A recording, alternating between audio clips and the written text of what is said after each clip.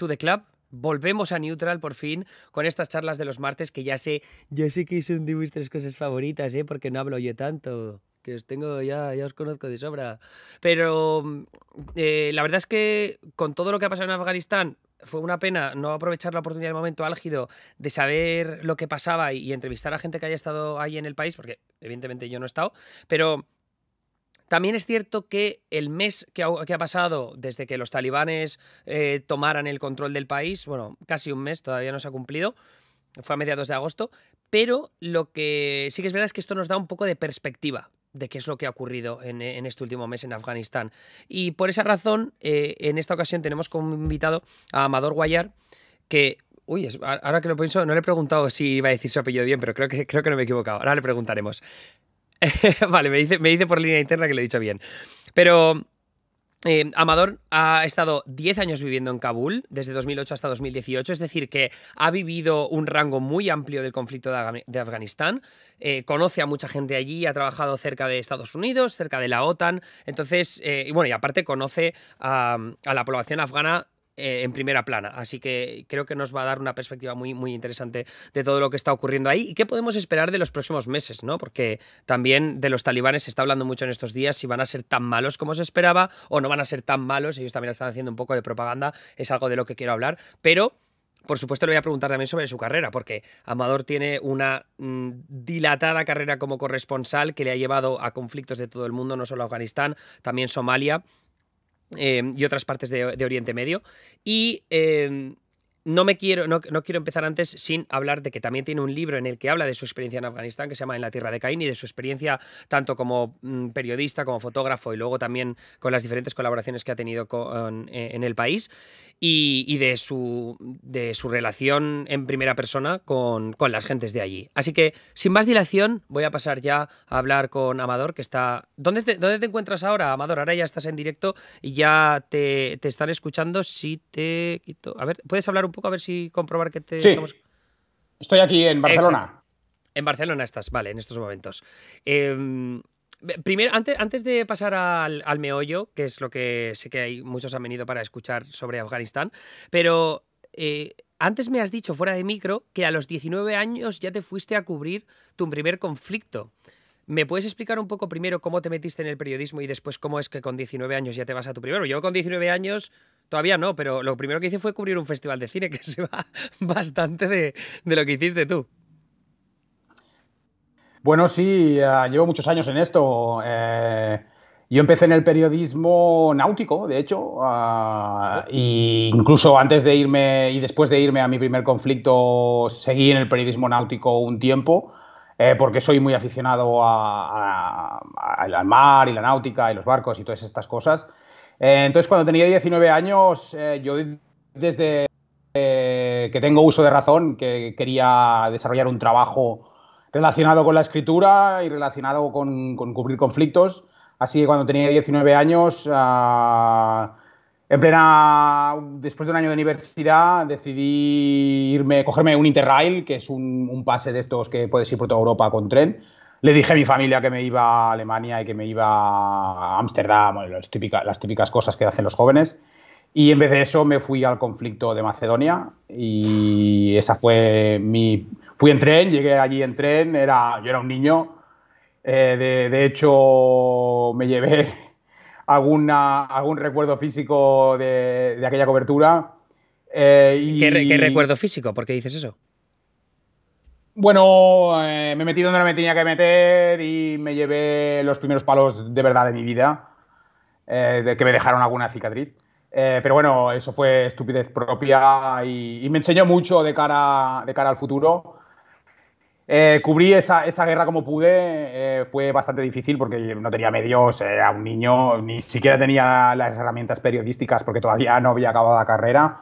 Y cuando fui a España con mis primeros reportajes, intentar venderlos y todo, pues sucedió en septiembre de 2001 y cambió el mundo. Y bueno, no conseguí vender nada de aquello que hice en la primera cobertura en un conflicto, pero al cambiar el mundo decidí que necesitaba seguir formándome, acabar de formarme y volver cuando pudiese a cubrir conflictos. Entonces En 2006, digo, en 2008 surgió la oportunidad de volver a Afganistán, digo, de ir a Afganistán y me lancé. Antes de preguntarte sobre Afganistán, te voy a hacer una pregunta que yo creo que se habrán hecho muchos periodistas que deben estar en el chat, que han dicho: ¿y qué te dijeron tus padres cuando se enteraron que estabas en Macedonia? Bueno, se enteraron un tiempo después, bastante tiempo después, con lo que Ah, no hubo, no no hubo hubo. ningún problema con eso. A mí mi madre me corta los huevos, ya te lo digo.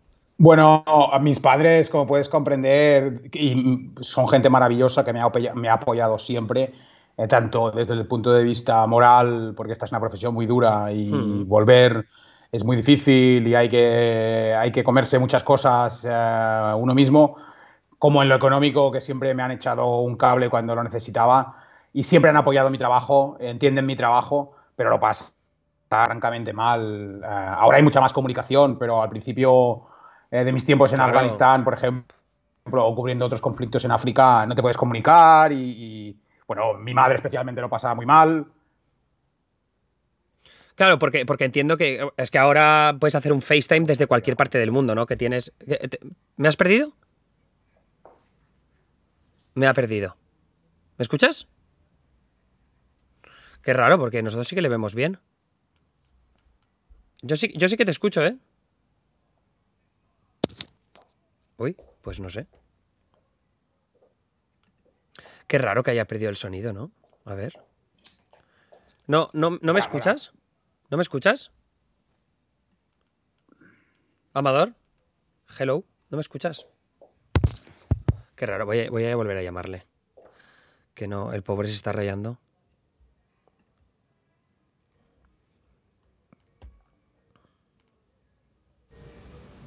Amador, ¿me escuchas ahora? Te oigo, lo siento. Es que. No, si es que se te veía bien, si te veíamos perfectamente que te estabas levantando y tal. Pero no sé por qué has perdido mi conexión. Pero no te preocupes. Ah, Que, vale. Pues perdón por los tacos que debo haber dicho. no has dicho nada, así que no te preocupes. Vale. Pero, vale, entonces, te había preguntado lo de tus padres, porque eso me parecía también un factor importante que muchas veces Sí, no se habla, vuelvo a ¿no? eso brevemente. Mis padres lo pasan muy mal, como los padres de todos los que nos dedicamos a Claro, esto. claro. Pero yo tengo la suerte de tener una familia que comprende qué es lo que yo hago Ujú. y es lo que voy a seguir haciendo. Y yo acepto, ya hace mucho tiempo que acepté los riesgos y acepté las consecuencias que puede tener. Y una vez tú lo aceptas, ellos tienen que aceptarlo, porque es... Pero ahí tiene que haber un gusanillo específico que te despertó ese interés por cubrir las guerras, ¿no? Quiero decir, no hay como un punto de tu vida en el que tú dices, vale, asumo los riesgos, pero es por algo en concreto, ¿no? ¿O no? Bueno, yo supongo que con cada persona es diferente. No, hombre, por supuesto, claro. Pero en mi caso, ya desde muy pequeñito, por la razón que sea, no sé si es una buena razón o es una mala razón, siempre había tenido un interés por los conflictos. Sobre todo por la guerra de Vietnam. Empecé cuando era. Yo recuerdo que, de hecho, mis primeras lecturas que yo recuerdo son sobre estos temas. La Segunda Guerra Mundial, después los conflictos de Oriente Medio, después, para entender todo eso, la historia que había detrás. Y siempre tuve una predisposición hacia encaminarme hacia cosas relacionadas con ese tipo de vida. Aunque podría haber hecho muchas cosas diferentes y no dedicarme Claro. al periodismo. Pero como siempre me gustó escribir y después de leerme Los despachos de guerra de Michael Herr, que es un libro que a mí me dejó impactado porque era la primera vez que leía una crónica de un periodista en un conflicto, en este caso en el conflicto de Vietnam, le dieron un premio Pulitzer por este libro, que para mí es extraordinario. Después de leer este libro y también leer a Vasily Grossman, entendí que eso es lo que quería hacer.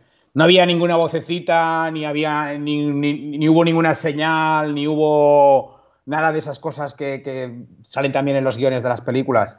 Simplemente leí eso y dentro de mí algo me decía, tienes que hacer esto y lo hice. Sí, no, De pero o sea, hecho, o sea, la pregunta de hecho te la hacía porque A mí el interés que me pueden haber generado los conflictos en algún momento de mi vida es más por el cine o la televisión, que a veces ese tipo de bagaje cultural es lo que te hace luego el gusanillo, que te puede picar el gusanillo de alguna forma, ¿no? Pero Muy pocas películas se acercan a la realidad, por eso. Bueno, no, ya me imagino, ya me imagino. Yo, por ejemplo, mi obsesión durante muchísimos años, y lo sigue siendo, era Hermanos de Sangre, que es la serie de HBO que está el libro de Stephen Ambrose, que yo soy un loco de la Segunda Guerra Mundial también. A mí, pero eso a mí lo que me hizo querer era ser militar, no periodista. Lo que pasa es que luego las cosas no salieron exactamente así. Bueno, lo de Hermanos de Sangre, yo también... Es una serie que he seguido. Siempre he preferido la otra, de Pacific. Creo que es mucho más realista Sí. y se acerca mucho más a la realidad de las cosas. El Hermanos de Sangre es muy bonita. Apenas hay muertos. O sea, sí hay muertos, pero nunca los ves. Apenas hay heridos. No hay civiles sufriendo, excepto en algunos momentillos. Es una serie que está muy bien hecha. Y de hecho, creo que ahora Tom Hanks está preparando una sobre Está preparando pilotos. de Masters of the Air, que es sobre los Exacto, sobre bombarderos. pilotos, que esta puede estar muy, muy bien. Muy Porque buena, sí. la historia de los pilotos, sobre todo de los bombarderos, que tenían una esperanza de vida muy corta, es algo increíble. A los que estáis escuchando, hay una serie también de George Clooney que hace una versión del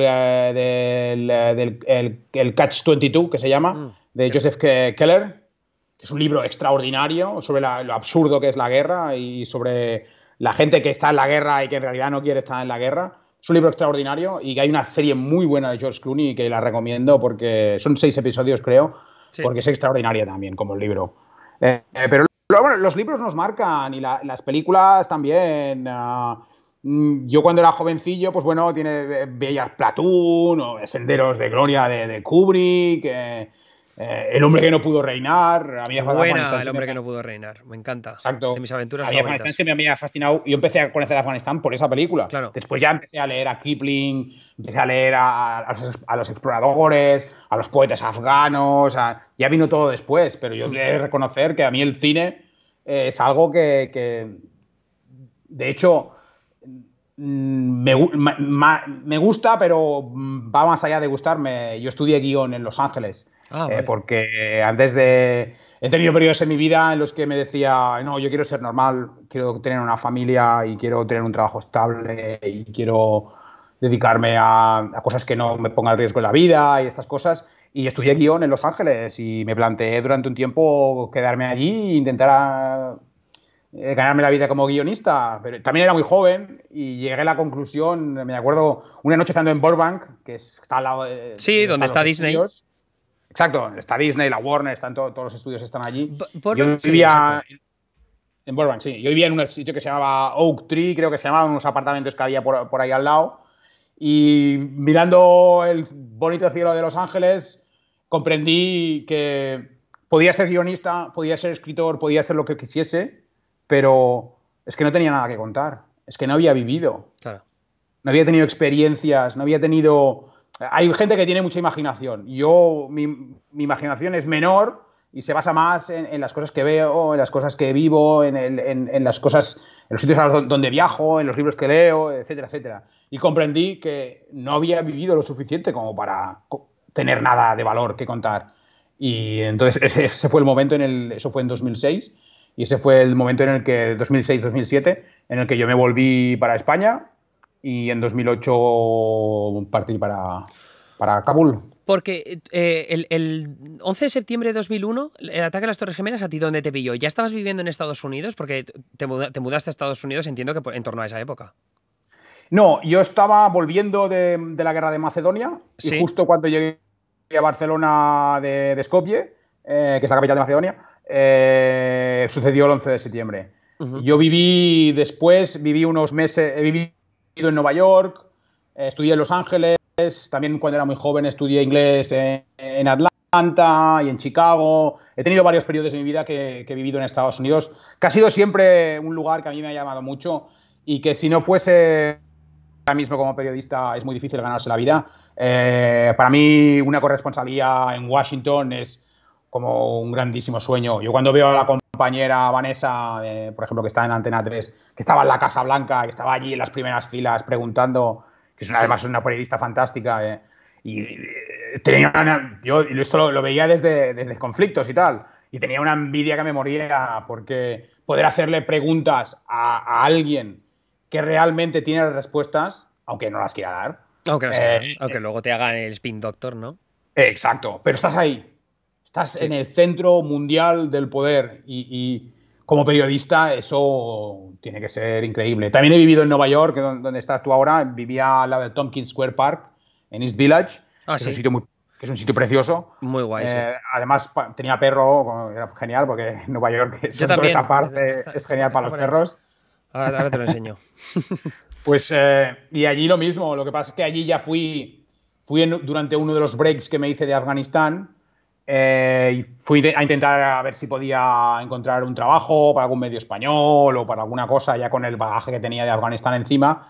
Y bueno, acabé trabajando de paparazzi para agencias. Ah, sí. Sí, sí, yo he hecho un poco de todo. Uno tiene que hacer de todo, soy un hombre de orquesta y cuando voy a los sitios, si no encuentro lo que yo quiero, pues me tengo que adaptar a lo que haya. Te Y entiendo sí, sí, perfectamente, no te preocupes, sé que yo estuve escribiendo sobre celebrities para Condenadas durante 4 años, o sea que... pues mira, yo haciendo fotos. Y bueno, y tuvo momentos buenos, hubo momentos malos, porque eso de seguir a la gente de esa manera a mí como que no me parecía muy bien, pero con lo mucho que había aprendido en Afganistán como fotógrafo, pues como que me parecía muy fácil y esconderme y casi como un sniper, ¿no? O sea, con la cámara, con el 300 o el 400, ponerte en un punto clave, mirar las horas cuando la chica de Sex and the City, Sarah Jessica Parker, sale y entra. De hecho, yo me acuerdo tener un encontronazo con su marido, con Matthew Ah, Broderick, sí. que se me dijo, que me dejas en paz, tal. Y yo le dije, mira, yo llevo aquí muy poco tiempo, le expliqué de dónde venía, de Afganistán, y lo que estaba haciendo, y que estaba haciendo esto porque necesitaba dinero Para para poder volver. volver al conflicto. Y el hombre cambió completamente de visto y me dejó hacerle las fotos y todo el rollo. Hubo momentos muy malos con John Cusack. John Cusack no se portó nada bien, aunque yo soy un súper fan del Sí, actor. Lo yo he sido también, me encanta. toda mi vida, pero el hombre no se lleva muy bien con los paparazzis, cosa que es comprensible. Y hubo Hombre, es que momentos yo he muy visto fotos de bonitos, John Cusack de paparazzi y el pobre sale siempre para pegar. fatal, siempre Sí. fatal. Y hubo momentos muy bonitos como Woody Allen, al que también me tocó seguirlo durante un tiempo, y también soy muy fan. Y en vez de hacer las fotos, me puse a hablar con él. Y esa era la época más o menos en la que él estaba pensando ir a Barcelona y hacer el Vicky Cristina y todas estas Ah, cosas. ostras. Y yo dije, era de Barcelona y nada, y tuve 2, 3 conversaciones con él. Y al final me dejó hacer las fotos a condición de que nos sacase a sus hijos. Y dije, ningún problema, si me dejas hacerte las fotos saliendo de casa, ningún problema. Y, o sea, que es algo que debería borrar de mi currículum y que no debería hablar de ello, No, porque, pero hombre, tío. no, porque Yo mucha creo que gente es muy sabe. importante que. Vamos, o sea, me parece Bueno, pero que. hay gente que si has hecho ciertas cosas te ponen en una categoría y Ya. yo eso lo hice porque tenía que sobrevivir y de hecho aprendí muchísimo. Después, cuando te pasas todo el día y toda la noche en Nueva York, en invierno o en verano, y sobre todo en invierno, que hace un frío que pela, Sí. aprendes muchísimo porque hay paparazzis que son grandísimos fotógrafos. Y yo aprendí muchas cosas que después, cuando he cubierto conflictos y lo que me había servido para esconder mis cámaras en Nueva York. Después en Nueva York aprendí de fotógrafos realmente buenos y me enseñaron muchos trucos que después he podido utilizar en muchos de los conflictos a los que he ido. Así que fue un periodo extraño, fue un periodo es mi Sex and the City periodo, pero yo lo llamo así porque básicamente a la que me llamaban siempre para seguir era Sarah Jessica Parker, que no voy a decir dónde vive, pero que sé muy bien la calle y todas estas cosas. Yo creo que también lo sé. Sí, no es difícil de saber, pero claro, en Sí. aquella época yo todavía guardo un diario con todas las direcciones de todos, sus horarios, su de esto, porque claro, yo lo que hacía era lo que hago como periodista. Yo me apostaba y en vez de molestar y todo el rollo, yo me apostaba sin cámara, sin nada y controlaba. Ya. Entran a esta hora, salen a esta hora, tienen este tipo de coche, van hacia estas tiendas, les gusta caminar ese día, a esa hora, en esos parques. Les gustan esas tiendas. Algunos, los actores jóvenes tal, van mucho a Victoria's Secret, pero ¿a qué Victoria's Secret? A esa Claro. Victoria's Secret, a la que se puede entrar por detrás, a la que tal. Entonces, te haces todo. Yo apliqué lo que conocía cubriendo conflictos, lo apliqué a eso. Y bueno, no me fue mal hasta que tuve lo suficiente y me volví para Afganistán. O sea que entiendo que entre 2008 y 2018 está ese periodo que dices de que estuviste como paparazzi en Nueva York, ¿no? Pero cuando llegas a Afganistán por primera vez, ¿a quién, o sea, cómo vas? ¿Cuál es? Porque decías antes que te surgió la oportunidad. ¿Cómo surge la oportunidad de aterrizar en Afganistán? Bueno, como todos los periodistas de aquellos años y de ahora, yo intenté encontrar trabajo en España, no había demasiado, era 2008, empezaba la gran crisis, los medios recibieron un varapalo tremendo, muchos despidos, muchos medios que desaparecieron, Y y era empeoró muy después, complicado. además. Bueno, y empeoró muchísimo, y donde estamos ahora, que no vamos demasiado bien tampoco, Bueno, sobre todo la también es gente verdad. internacional. Pero bueno, yo buscaba afuera, quería irme a algún conflicto, quería volver a hacer lo que había hecho en la antigua Yugoslavia, y me fijé Afganistán, había leído mucho sobre ello, me interesaba muchísimo y bueno, decidí irme ahí como periodista. Y cuando estaba justo antes de irme como periodista, cuando ya tenía todo arreglado, los billetes, todo tipo de cosas, me salió la oportunidad de colaborar con una empresa afgana que contrataba periodistas extranjeros para hacer cosas de medios de comunicación, Ajá. contenido, para el gobierno, para la ONU y tal. Y yo pensaba que hacían contenido sobre cosas bonitas y eso, y pensé, oye, mira, estaré en Kabul, puedo tener un sobresueldo con esta gente, puedo tener el suficiente dinero para mantenerme e intentar trabajar para los medios españoles. Lo que yo no sabía es, y yo llegué pensando, me estaría aquí 6 meses, 7 meses, como mucho, hago unas cosas, reportajes, tal, me saco algún dinero para poder vivir y pagar los alquileres y esas cosas, y ya me vuelvo y a continuar trabajando. Y acabé quedándome 10 años. Y esa compañía resultó que era una de las compañías número uno dedicadas a la propaganda en Afganistán, que trabajaba para el Departamento de Estado de Estados Unidos, Ostras. para el gobierno afgano, para la ONU, para la OTAN, para un montón de cosas, para ONGs, trabajaba para todo el mundo que le pagase. Y de golpe me vi inmerso en el mundo de la propaganda militar, en un mundo de espías, en un mundo de agencias raras, en un mundo muy desconocido para la gente y del que hablo en este libro, Ah, sí. en el libro que has dicho antes, en La Tierra de Caín. Y empecé a ver cómo se manejaba la guerra, quién estaba detrás, cómo se movía el dinero, los poderes fácticos, mientras, no como periodista, sino Claro, como claro. yo Como editor era de un vídeo consumidor. o productor de vídeo, No, ¿no? no, yo dirigía el departamento de arte de la empresa. Vale. Es decir, que a mí me daban un proyecto, ya fuera un documental para la ONU o fuera una campaña antiterrorista para el ejército de Estados Unidos. A mí me daban lo que ellos querían, y yo formulaba un plan con un presupuesto, se lo dábamos al cliente en sí, que aquello era también Por ejemplo, cuando el cliente era el ejército de Estados Unidos, íbamos a la base de Bagram, que era era la más grande que había en el Sí. país, y era como una ciudad en sí misma.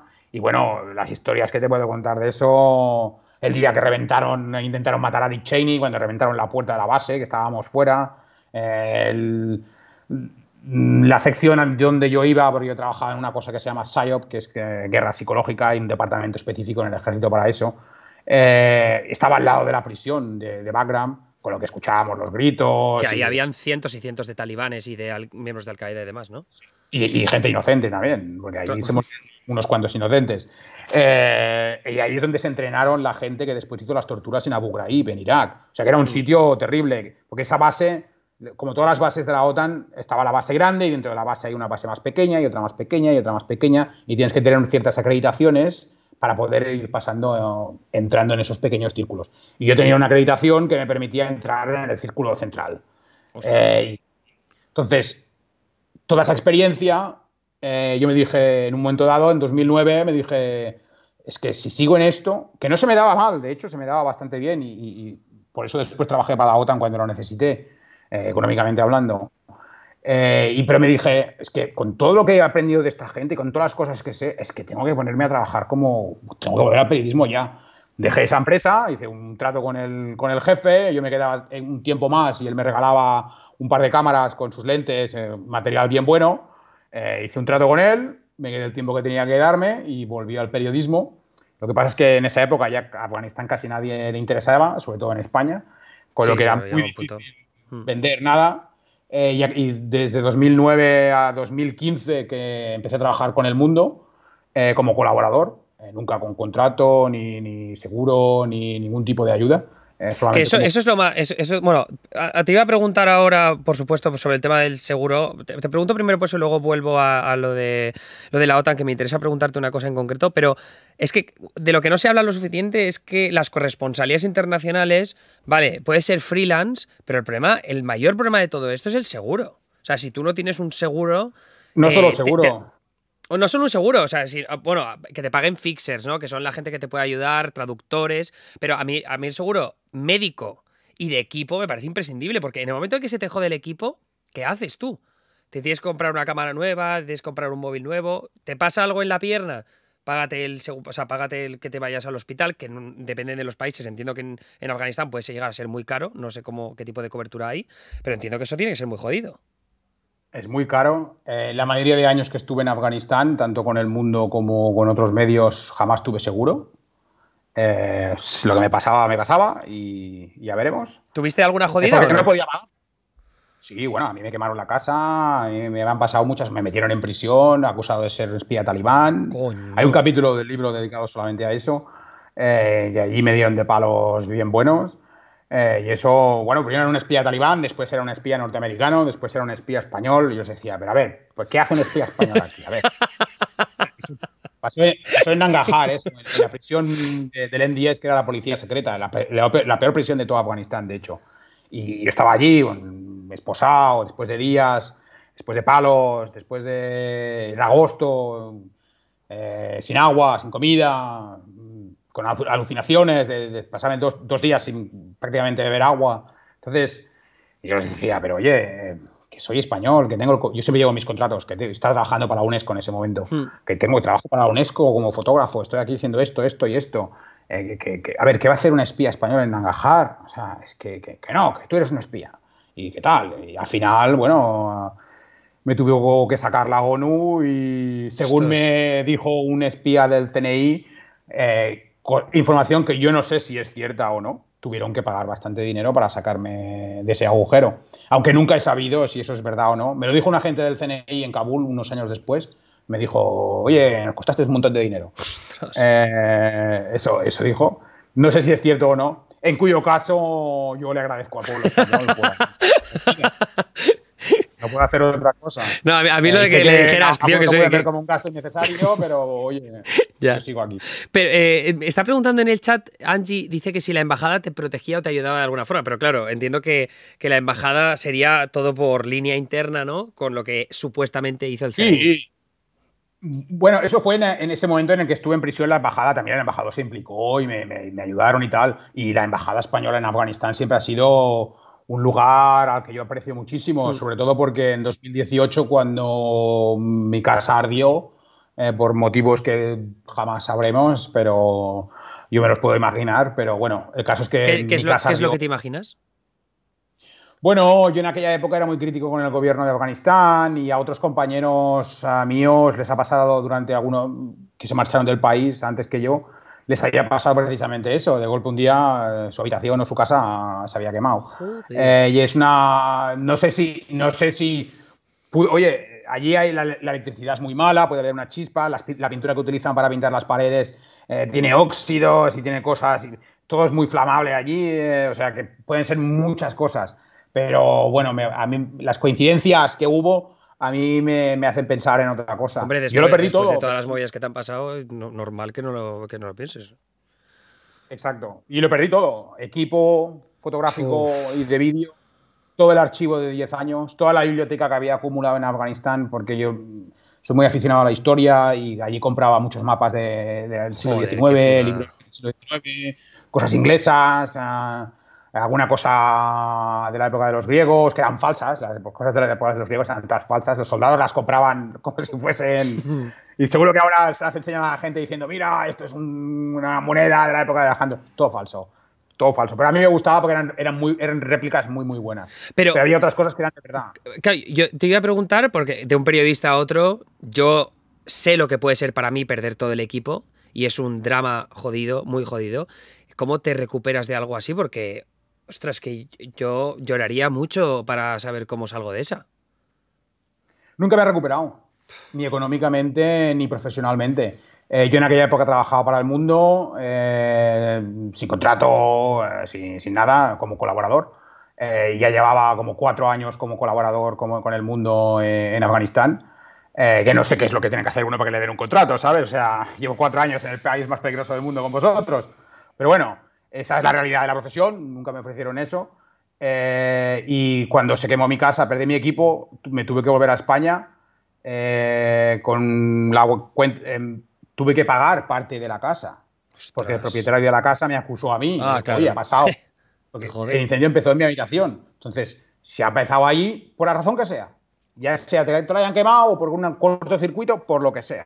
O porque fumando, no, yo soy fumador, no puede ser fumando porque Mm, cuando pasó yo estaba fumando un cigarro fuera, hablando con mi ex esposa por teléfono, con lo que no puede ser ningún cigarro. Pero tenía la responsabilidad, con lo que yo quería volver al país y aparte hay que ser una persona moral y entendía su problema y dije, vale, pues me pago lo que me toque.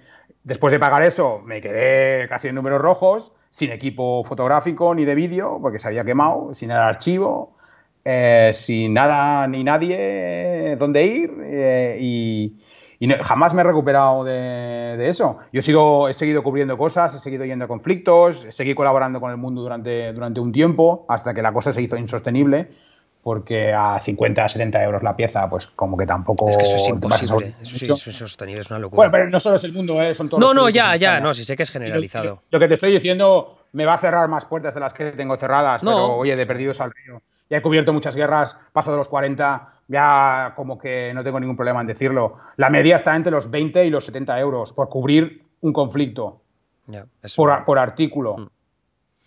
Y eso tienes que contar. Un fixer en una zona de combate, si te sale muy barato, te costará unos $150. Si es muy barato, $150 jamás cada vayas a... cuánto.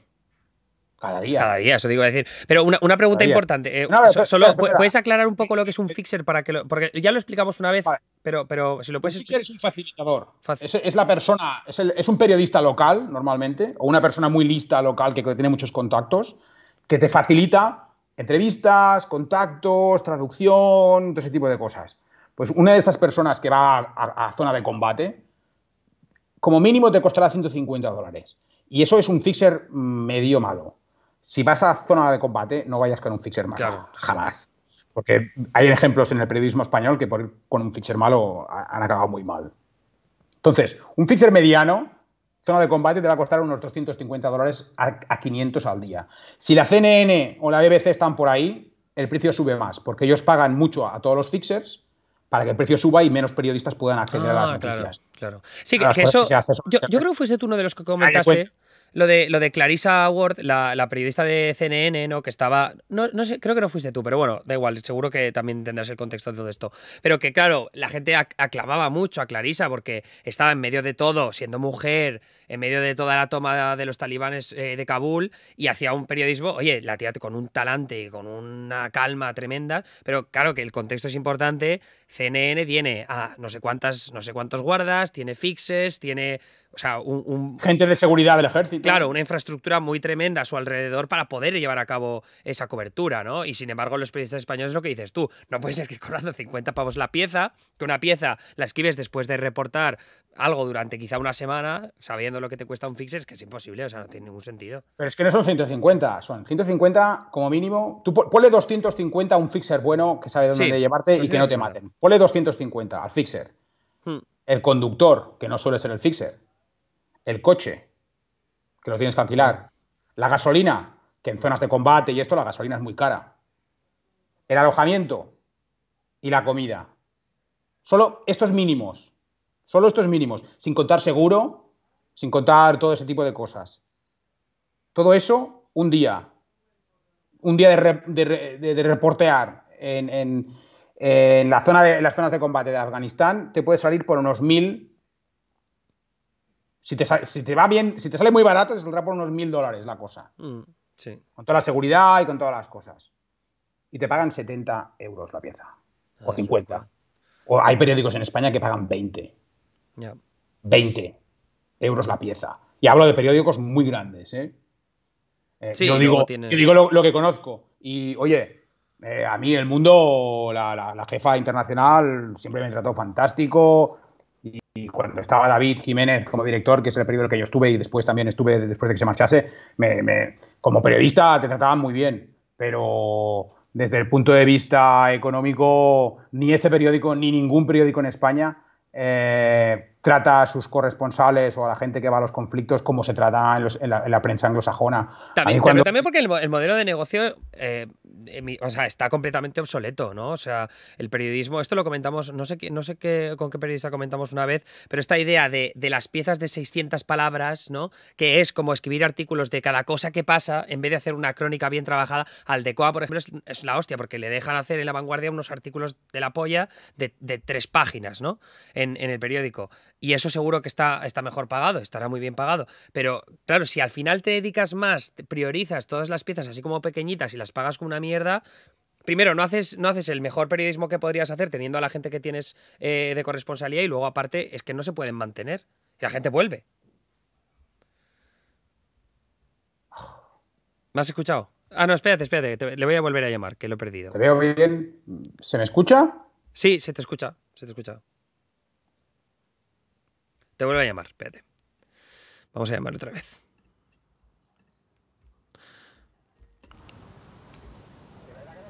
Oh. No, tranqui, no te preocupes Sobre todo de nada. para la Hombre. gente que lo está viendo y eso, lo siento, es que es culpa mía. Mi conexión no es demasiado buena, estoy en un sitio donde hay muy mala conexión. No te preocupes en absoluto, no te preocupes en absoluto. Estaba diciendo solo que eso, que el modelo de negocio, esto de la idea de hacer muchas piezas y luego remunerarlas mal, pues evidentemente no. La conclusión es que no puede haber corresponsales. Pero sí hay negocio. A la gente le interesa muchísimo. Yo veo mis redes y veo las cosas que voy publicando y la gente que me escribe, y a la gente le interesa muchísimo. Pero es que las prioridades son otras.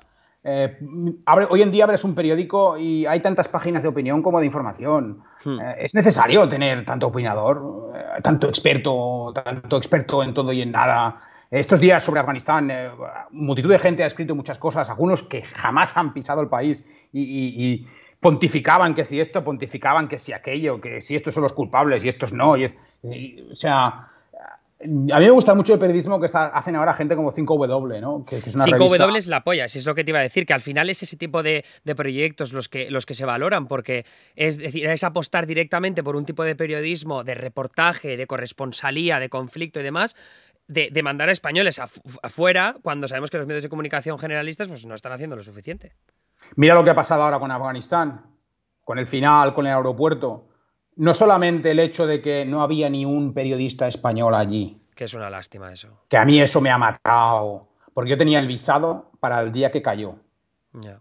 Yo estaba yendo para Madrid, ya después de 2 meses luchando con la embajada en Madrid, la embajada de Afganistán, porque es muy complicado sacarse el visado allí. Después de 2 meses de lucha, me dieron el visado para el día en que cayó Kabul. Y podría haber ido. Todos los ejércitos, todos los países que han mandado aviones allí para rescatar a gente, tenían a periodistas de esos países dentro. Todos, excepto España. Es una cosa que ha denunciado Gervasio Sánchez y que tiene toda la razón. Pero, ¿Gervasio Sánchez quién es? Es un gran fotógrafo español que cubrió la guerra de Yugoslavia. Ah, vale, ya sé quién es. Vale. Me había rayado porque pensaba... Ha estado en Afganistán muchos años. Pero ahí la culpa de quién ha sido. Del Ministerio de Defensa, que no quiere que se suba nadie. Y que han intentado hacer ellos mismos las noticias a través de los teléfonos de los policías que estaban allí, que son una gente genial. Yo conozco a varios de los geos personalmente que estuvieron allí, una gente excepcional, un trabajo excepcional, pero es que no sabemos nada excepto de su propio relato contado por sus propios teléfonos. No había periodistas. En los aviones franceses había gente de AFP, había periodistas freelance. En los aviones ingleses, en los aviones norteamericanos, en los alemanes. En todos había prensa que llegaba allí para reportar sobre eso, porque esos países entienden que la prensa tiene que estar ahí. En España, pues supongo que el Ministerio de Defensa y el gobierno y la Moncloa veían eso como una amenaza y como darle munición a la oposición, y como en este país da igual quién esté en la Moncloa, el que no está lo utiliza todo para intentar derrocar al que está en la Moncloa, da igual todo lo demás, pues supongo que se cerraron en banda, como lo han hecho durante muchos años. Mira, yo allí he trabajado bajo las órdenes de un general español cuando estaba en la OTAN. O sea, he tenido relación con España en Afganistán. Pero como periodista he estado empotrado con casi todos los ejércitos. He ido a todas partes del país, o casi todas partes. El único sitio donde nunca me han dado permiso es con el ejército español. Joder, macho. Así de claro. Y no soy el único, ¿eh? Mónica Bernabé también tuvo muchos problemas con ellos. Y dices, es que esta profesión en España solo se valora cuando te matan. Y es así de claro. Y es así de triste. Y cuando te matan, como pasan con varios compañeros, se escribe mucho, se llora mucho, mucha hipocresía en los medios, pobrecito, qué gran trabajo, era un periodista de raza, esto es el periodismo. Y esa misma gente que está escribiendo estas cosas es la que le paga a los freelance españoles que están en conflictos 30 euros por una foto y 50 por un artículo. Entonces, en este país hay mucha hipocresía con todo lo que es el reporterismo de guerra. Mucho llorar, pero a la hora de la verdad, lo que se prima son otras cosas. Y hay que primarlo todo. Pero, hombre, ¿hace falta gastarse tantos millones en ir a cubrir un mundial o las Olimpiadas? ¿O hace falta? Las elecciones de Estados Unidos.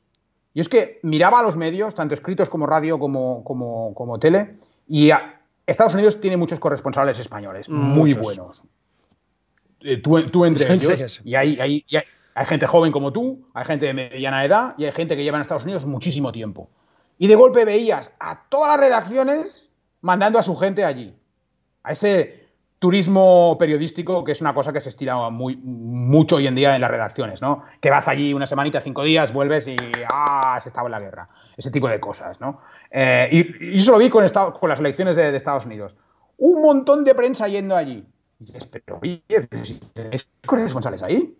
Que llevan un montón de años trabajando en el país, que conocen la Casa Blanca, que conocen las ciudades a los estadounidenses, que conocen la fracción que hay en el país, que conocen el sur y el norte y las diferencias y por qué uno está industrializado y el otro no, y cómo eso es la causa de muchos de los problemas de Estados Unidos desde la Guerra Civil, que nos podemos remontar a la quema de Atlanta como el principio de la destrucción de la economía del sur. O sea, son muchas cosas que la gente que está allí conoce, pero no. Se mandaban a gente de aquí de vacaciones periodísticas allí a ponerse delante de un micro con una chofa y decir las cosas que están leyendo de agencias.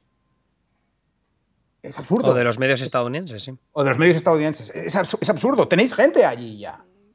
Apostad por la gente que está allí y que conoce el país. Te digo esto como te digo otros países y otras cosas. Sí, no, ¿no? Que puede pasar en mucho. Ya veremos lo que pasa con Alemania, con las elecciones, que va a ser un poco parecido. Bueno, aquí está más cerquita, supongo que la gente irá más y todo eso, pero es que lo de las elecciones norteamericanas, te lo juro, no quiero yo como periodista no quiero que haya 1 millón de periodistas allí diciendo lo mismo. A mí lo que me interesa es que haya unos cuantos que estén pagados decentemente, que puedan hacer su trabajo sin preocuparse de cómo van a comer al día siguiente y que analicen e informen, sobre todo informen. Lo de analizar para mí es secundario, porque nuestra labor, desde mi punto de vista, es primero informar, lo de análisis ya es una cuestión posterior, que informen y que nosotros lleguemos a nuestras propias conclusiones. Oye, hay medios tirando más hacia la derecha, hay medios tirando más hacia la izquierda, hay medios más neutrales. Pues bueno, yo cojo de cada uno una cosa y ya me formaré yo mis ideas. No necesito a 20 periodistas diciendo las mismas cosas delante de la Casa Blanca, porque, vale, queda bien y da la cercanía y da ese tipo de cosas, pero es que ya tienes a gente allí, apuesta por ellos. Es que es algo que no me entra en la cabeza. Y luego hay periodistas que realmente, o sea, que luego lo pasan mal, que ven que tienen la oportunidad. Yo, por ejemplo, tuve mucha suerte. O sea, y a mí, por ejemplo, apostaron por mí y yo estoy muy contento por ello y muy agradecido. Pero es verdad que luego hay otros periodistas que han estado trabajando para muchos medios durante años y de repente llega el momento clave de las elecciones y ¿sabes? Quedan apartados a un lado por todo este tema. Por las ansias de protagonismo, porque en esta profesión también hay mucha primadona y hay mucho ego, como en todas las profesiones, pero en esta, que estamos de cara al público y que hay gente a la que le gusta muchísimo el aplauso y hay gente que lleva... porque hay dos tipos desde mi punto de vista hay dos tipos de periodista. El periodista que está para informar y el periodista que está para labrarse una carrera. Muchas de las gentes que están en las redacciones, desde mi punto de vista, están allí labrándose una carrera, van subiendo poco a poco con los años.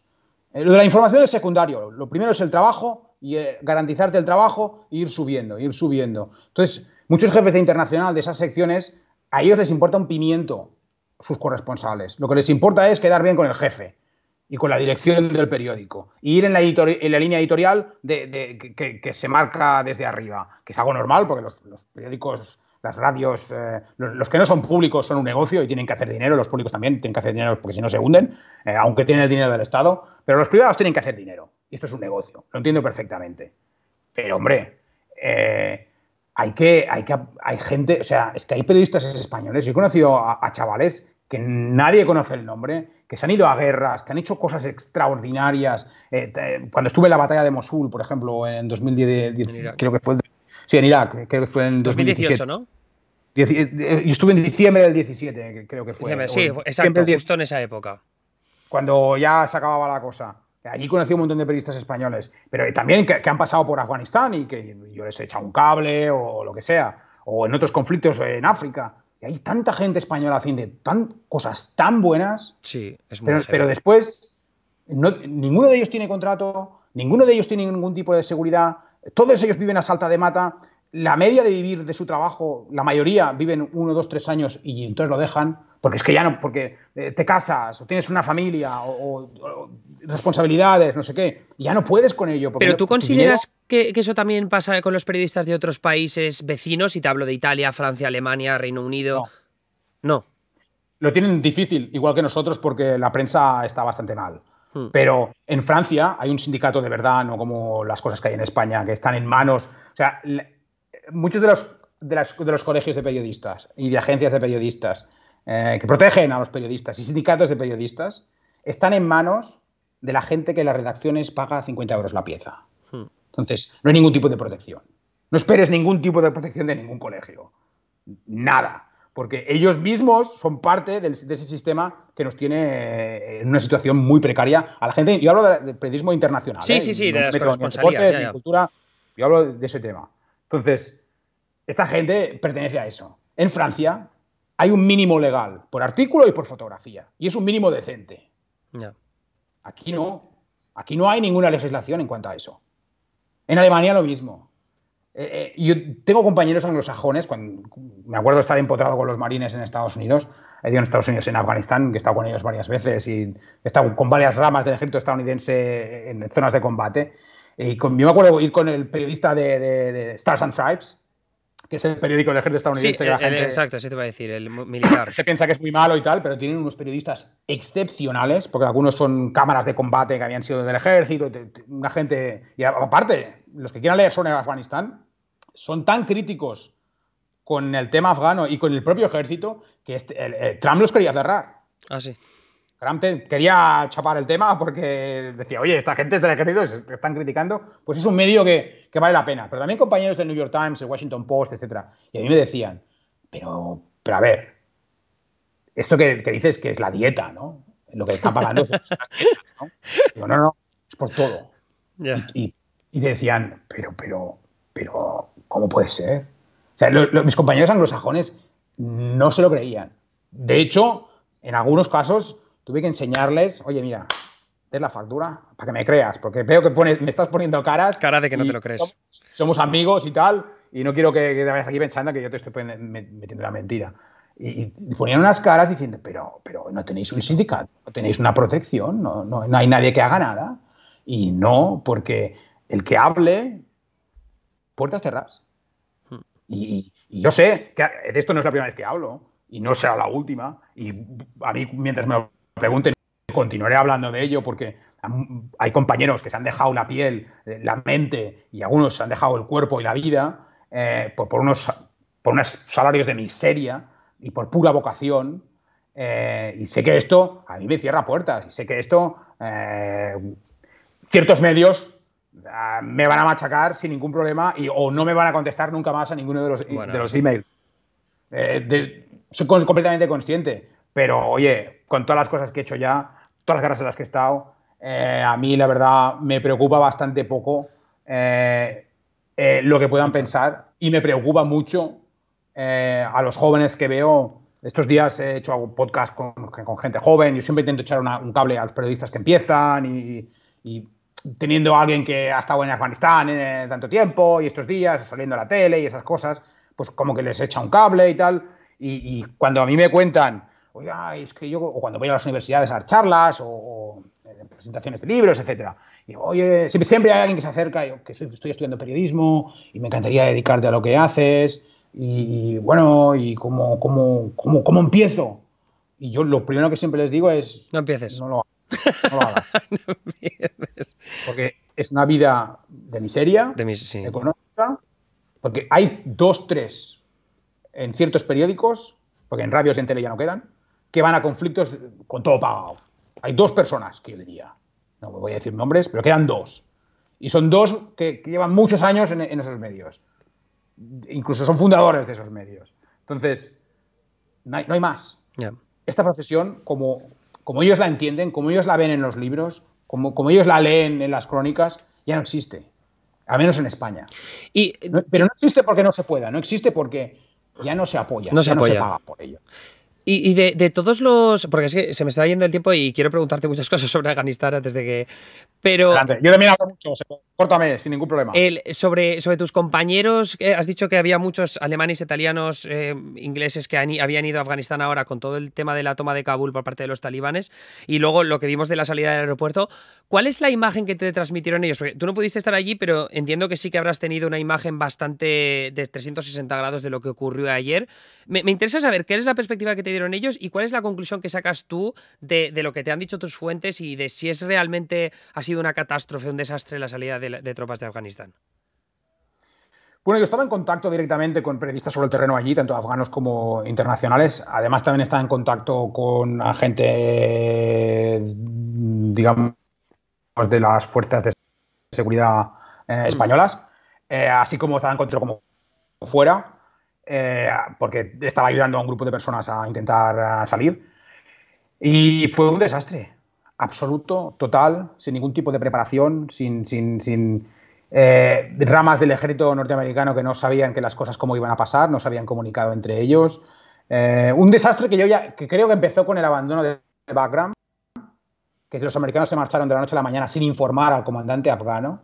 O sea, sí, que fue la base militar aérea esa tan grande que hay. La más grande de todas y que hubiese sido perfecta para la evacuación con una programación. Es verdad que las cosas sucedieron muy rápido, pero tuvieron días para prepararse. Tuvieron días, que no es mucho, pero con la excelencia de esta gente se podría haber hecho mucho mejor.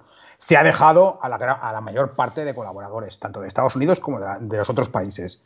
Se ha dejado a muchos afganos, activistas, periodistas, gente que ahora no lo vemos porque los talibanes echan su buena cara, pero a los que los están matando. Porque solo vemos lo que está pasando en Kabul, no vemos lo que está pasando en las provincias, donde han matado a mujeres policías, donde matan a periodistas. Los talibanes están ejecutando a los panshiris, por ejemplo, que hay una gran batalla en el Panjshir. Están cogiendo a cualquier panshiri que encuentran por Afganistán para utilizarlo como moneda de cambio. O rendís o lo matamos. No se rinden, lo matan. Ahí delante del valle, para que lo vean. O sea, están haciendo cosas muy graves. Y la evacuación fue un desastre absoluto. Yo creo que es la peor evacuación de la historia. Porque se sacó mucha gente, vale, pero es que las evacuaciones van de sacar a toda la gente que se pueda. Y no se sacó a toda la gente que se pudo. Los que lo comparan con Dunkerque y ese tipo de cosas, Dunkerque como la película, está muy bien, pero dejaron a casi todos los franceses. Total. Se quedaron ahí defendiendo la frontera. Exacto. Entonces, los que realmente valían la pena, que eran los comandos afganos, que era la gente por la que se tendría que haber apostado mucho más que por esos comandantes extraños que había en las provincias, sobre todo el ejército afgano. Exacto, corruptos, nepotismo, tráfico de drogas, migración de niños, los bachabachik que se llaman, son cosas que yo he visto, están empotrados con las tropas norteamericanas, he estado en una FOB, Forward Operating Base, que son las bases pequeñitas que están justo en puntos clave que son para combatir, y íbamos a las bases avanzadas del ejército afgano, que aquello era un horror, o sea, eran 4 tíos con 4 AK-47 en harapos, y el comandante tenía niños en su habitación particular al lado del despacho, atados a la cama. Pero había un niño atado a la cama. Cuéntame un poco. Yo le dije, esto está en el libro. Sí. Yo le dije al teniente, pero oye, tal, y él me dijo, tenemos orden de que nosotros no vemos nada. Pero eso cómo funciona Tal cual. exactamente, porque yo recuerdo que leí, no, vi un artículo muy enlazado hace, no sé si lo escribiste tú, creo que no, pero vi un artículo sobre este tema, yo lo desconocía por completo y pensaba que era como una exageración, el típico artículo clickbait, pero me estás diciendo que no. O sea, ¿me puedes explicar un poco más el contexto de este tema de los niños? Seguramente lo escribí yo para El Mundo porque hice un artículo sobre vale, pues puede ser ese artículo, eso. Sí. Pues justo Eso era no vi una que lo habías práctica tuiteado tú. general. Una práctica general entre los mandos del ejército y de la policía, sobre todo de la policía afgana. En Afganistán hay una tradición que va más allá del horror, que son los bachabachi, que son los niños que bailan, los niños danzarines. Son básicamente niños a los que los pintan, les ponen una especie de ropas así un poco afeminadas. Los hombres afganos tienen una reunión de negocio, rival o lo que sea, se reúnen, comen ahí en el suelo todos juntos y después los niños entran a bailar. Bailan y hay quien dice, bueno, pues quiero a este, y entonces lo violan. La puta madre. Tal cual. Hay comandantes que tienen a niños así durante años, hasta que crecen y se convierten en su asistente o simplemente los tiran a la calle y estos se convierten en otras cosas, la mayoría en adictos a la heroína, que en Afganistán hay una epidemia impresionante con eso. Y eso era una práctica habitual. Yo lo he visto con mis propios ojos. Joder. Empotrado con el ejército de Estados Unidos. Y el teniente en sí diciendo, lo siento, pero es que tenemos órdenes de que nosotros no podemos hacer nada, no vemos nada. Esto no está pasando delante de nosotros. Tira para adelante. ¿Y cuál es la percepción entre las bases de la policía y del ejército? Porque entiendo que una de las cosas que decían en la mayoría de análisis de la caída del ejército afgano era esta idea de que los líderes, pues los generales eran unos corruptos, el nepotismo, el tráfico de drogas del que hablabas también. Entiendo que el factor de los niños también juega. Pero claro, hay muchas veces que lo que se hace desde fuera es. Todos son así, ¿no? Todos defienden este tipo de prácticas. Está muy culturizado. No, todos no. Claro, pero me interesa que me des un poco esa perspectiva, porque nosotros lo que decías, tenemos siempre la idea de lo que es Kabul, ¿no? O lo que son las grandes ciudades donde Estados Unidos tiene una presencia más grande, pero ¿qué pasa en las provincias? ¿Realmente es Afganistán mucho más conservador de lo que nos hacemos una idea después desde fuera? Sí. Las provincias... desde 2006-2007 las provincias el campo pasó a manos talibanes. Sí. Directamente. La progresión de cómo deberían haber sido las cosas, yo me acuerdo cuando hablaba con jóvenes en Kabul, gente afgana, que se reunían en la bolera, por ejemplo, que era la única bolera de la ciudad, era propietaria una mujer, o había otros bares como en Chicken Street, había varios sitios donde iba la juventud afgana y yo iba ahí, me sentaba a ver café con ellos. Chicken Street entiendo que es como una calle muy popular de Kabul, ¿no? Es una calle muy popular donde hay un café francés muy popular, había un café francés muy popular donde iban muchos afganos. Pero no era el único, estaba The Venue, había muchos sitios donde iban los afganos y podías mezclarte con ellos, con la juventud. Y ellos entendían que primero tenemos que ganar las ciudades y convertir estas ciudades en algo diferente. En ese Afganistán diferente que queremos para el futuro. Entonces, sí que es verdad que las ciudades evolucionaron, sobre todo Kabul, Mazar, El Sharif y Herat, evolucionaron muchísimo hasta tener una gente joven con una visión de futuro diferente a la de sus padres y sus abuelos, que son los que ahora vuelven a estar en el poder. De hecho, los talibanes que están en el poder ahora son todos los del viejo régimen, no hay ni uno joven. Así es. Entonces, esta gente tenía muy claro que su papel para el futuro era, una vez establecidos esos valores en las grandes ciudades, exportarlos al campo. Ellos entendían que este proceso de asentar la democracia en Afganistán iba a tomar 50, 60, 70 años. Oye, en España empezamos en el 75, hace muy poquito, y hemos llegado a donde estamos después de muchas décadas, de mucho esfuerzo y de pasar muchas calamidades, y gracias a Dios no hemos tenido ninguna guerra en todo ese tiempo entre nosotros, cosa que es algo históricamente importante en España. Exacto. Entonces, estos jóvenes lo sabían, que había que exportar eso al campo. Y porque sabían que el campo era completamente talibán y tradicional, y sus padres son completamente tradicionales. El Panjshir, por ejemplo, que es el sitio de la gran resistencia, es un sitio donde hay muchísimos burkas y donde son extremadamente tradicionales y donde siguen el Corán al pie de la letra, o su versión del Corán. Y en el tema de mujeres no se diferencia muchísimo de los talibanes, la verdad. Las dejan estudiar y les dejan hacer cosas, pero tampoco son muy libres las mujeres allí. Entonces, ellos lo sabían, que ese era el siguiente paso y que iban a tardar muchos años porque tenían que esperar a que ellos fuesen los mayores y estuviesen en los sitios de poder. Y entonces ese cambio empezaría a producirse. Ellos lo único que querían de la presencia internacional es garantizar la seguridad de esas ciudades para llegar a ese punto. Cuando se hizo el traspaso de poder en 2014, que se le dio todo el poder al ejército afgano, y las fuerzas internacionales se marcharon, algunas siguieron combatiendo, como Estados Unidos y Inglaterra, y de hecho Estados Unidos tuvo tropas de combate hasta casi el final, sí, contando fuerzas especiales, etc. Su papel era muy importante para que los talibanes estuviesen contenidos en las provincias. ¿Por qué? Porque el plan de montar un ejército afgano, que llegó hasta los 300.000 miembros, no funcionó. Porque básicamente en Kabul estaban los comandos y en algunas otras partes que eran muy buenos, pero el resto del ejército... Mira, te pondré un ejemplo para que se entienda. Sí. Un soldado afgano entra en la academia para ser soldado raso. Normalmente se va a entrenar a Pulicharki, que es una base que estaba al final de la carretera de Jalalabad, que es una carretera muy famosa en Kabul. Y es la misma carretera donde murió Julio Fuentes, unos par de cientos de kilómetros hacia Nangarhar. Pues el soldado afgano allí. Se tiene que pagar el uniforme. Tiene que pagar a los comandantes que están en la academia, que le están enseñando, por enseñarle, cuando debería ser así. Hace su formación. Cuando lo mandan a un sitio, del sueldo que recibe, le descuentan ropa, comida y un tanto por ciento que va al comandante.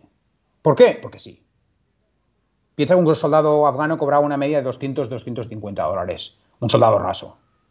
Un talibán cobraba unos 1.000, más o menos. Entonces, algunos de ellos durante meses no les pagaban.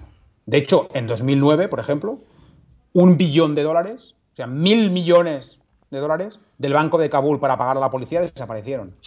Tal cual. En la época Karzai. La ONU puso el grito en el cielo, porque era dinero de la ONU, porque ellos eran los que pagaban a los policías. Estados Unidos puso el grito en el cielo y dijo, voy a mandar a unos investigadores para que vean, para que expliquen qué ha pasado con este dinero. Y Karzai, sí, pero yo no garantizo su seguridad. Como diciendo, tú tráelo, si verás tú lo que pasará. Porque allí había muchos ataques terroristas que eran del propio gobierno. O sea, de eso nunca se habla, pero es una certeza. Lo sé porque lo he vivido en mis propias carnes. Entonces, ese dinero se evaporó. La policía no cobró durante un montón de tiempo. Ese dinero se descubrió después que había sido mal invertido en Dubái y se había perdido por esas élites afganas. Entonces, la dirección del ejército o de la policía estaba más preocupada en vender gasolina ilegal, robada, de la que traían los extranjeros, que en preocuparse de sus propios hombres. La mayoría de los soldados afganos, con mandos normales, hay que exceptuar ciertas unidades como la 215 Maiwan en Helmand, o a los propios comando, o algunas de las unidades... Que son las fuerzas más especiales y más veteranas, entiendo, ¿no? Pero también había unidades del ejército que eran muy leales y que eran muy buenas y que no eran así, como la 215 Maiwan, que te digo, que eran gente absolutamente genial. Y la mayoría de ellos deben estar muertos ahora, o habrán huido. Y claro, entonces la policía era un cachondeo. Tan cachondeo que se llegó a crear una policía alternativa, la APL, Afghan Local Police. Se creó esta, creo que fue McChrystal el que metió esto para crearla, para que hicieran de policía en los sitios donde ya había policía por la que ya se había pagado y se había entrenado. La APL resultó ser todavía más criminal que la policía que había. Entonces, los afganos al principio creían, sobre todo en las provincias, en los sitios donde los talibanes iban y decían, ¿ves? Te han bombardeado la casa, viene la policía y te roba el dinero, tal. Yo no. Los talibanes, el sistema de justicia afgano, por ejemplo, era un horror. Los jueces, los abogados, todo falso. Si tú pagabas, ganabas, tal cual. No había ni, o sea, tal cual. El sistema de justicia era todo un gran espejismo por el que se pagaban millones y millones de dólares desde fuera y no valía para nada. Para nada. Hasta el punto de que una chica, cuando la violaban, era la chica la que iba a prisión. Por indecente. O sea, imagínate. Entonces, los talibanes, si tú quitas el tema de las mujeres, que no se puede quitar el tema de las mujeres, pues nunca se puede quitar. Pero si tú quitas ese tema, tienen un sistema de justicia buenísimo. En Afganistán uno de los mayores problemas que hay es la tierra. Y de hecho es uno de los temas de los que no se habla, no entiendo por qué, pero muchos de los talibanes que se unieron a los talibanes son granjeros a los que el gobierno le había robado la tierra. Siempre ha habido un grave problema de tierra en Afganistán, que es el mismo motivo por el que en España tuvimos una guerra civil. El control de la tierra. Pues el mismo problema había en Afganistán. Los talibanes tienen una justicia completamente loca en cuanto a mujeres, en cuanto a moral, en cuanto a esas cosas, pero en cuanto a lo material, que es a lo que les preocupaba a los hombres en edad combativa en las provincias, son muy buenos. Incluso tenían una especie de seguridad social. Si tú te unías a ellos y de tu casa le pasaba algo, pues se iba a alguien y te la arreglaba. O cosas así. Entonces los talibanes tenían un sistema muy bien establecido. Y la gente en las provincias, poco a poco, fue hablando con ellos, pactando con ellos, dejándolos entrar otra vez, dejando que se posicionasen. Ya después de 2019, cuando se produce las últimas elecciones presidenciales, que son un robo absoluto de Ghani, orquestado por Estados Unidos, para robarle las elecciones a Abdullah por tercera vez, ya los pocos que quedaban creyendo... Que Abdullah era uno de los tayikos, ¿no? Sí, era una vez asesinaron a Ahmad Shah Massoud, que era el león de Panjshir. Exacto, el que debería haber sido presidente y que creía en un Afganistán inclusivo de todas las etnias, y el que se supone que tenía el proyecto para hacer un Afganistán mejor, aunque también hizo sus crímenes y sus asesinatos y cambió de camisa. Sí, un líder polémico, como lo estuvimos comentando el otro día en el stream. Se cambia de camisa con bastante facilidad, y de su historia y todo el rollo, ¿no? Pero bueno, ese era el líder que tenía que ser. Fue asesinado el 10 de septiembre, justo antes del 11, por un comando talibán disfrazado de periodistas, llevaron una bomba en una cámara. Y una vez muerto el heredero natural de esa visión era Abdullah. Y es Abdullah, aunque ahora ya lo hemos visto incluso hablando con los talibanes. Pero este era el hombre que tenía que ser un tío muy moderno, un tío que entiende muy bien a Occidente y entiende muy bien Asia, muy bien formado. Porque esas son todas las cosas. Hamid Karzai y Ashraf Ghani no tenían ningún tipo de formación. De hecho, eran gente con poco dinero cuando empezaron a ser presidentes y ahora son multimillonarios, ambos. Karzai tiene negocios multimillonarios en Estados Unidos, su familia tiene restaurantes, tiene hoteles, tiene de todo.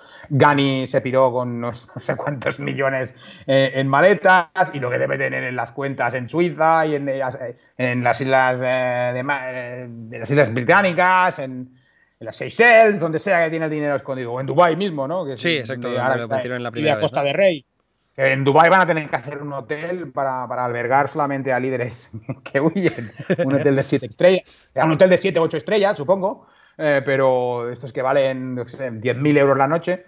Pero ahí está, y con todo el dinero y con todas las cosas. Entonces, la gente en provincias, que es donde los talibanes han comenzado, donde penetraron, desde 2019... Cuando pasó eso de las elecciones, los talibanes, que son muy listos, muy listos, siempre lo han sido, y que tienen un sistema de comunicaciones buenísimo, un sistema de propaganda excepcional, a la altura de cualquier ejército moderno, además ayudados por el servicio secreto pakistaní, pakistaníes. Por todo el tema pakistaní, ha ayudado mucho. De hecho, muchos afganos ahora están diciendo una cosa que yo opino también, que esto no es, los talibanes no han ganado la guerra, esto ha sido una invasión de Pakistán, en toda regla.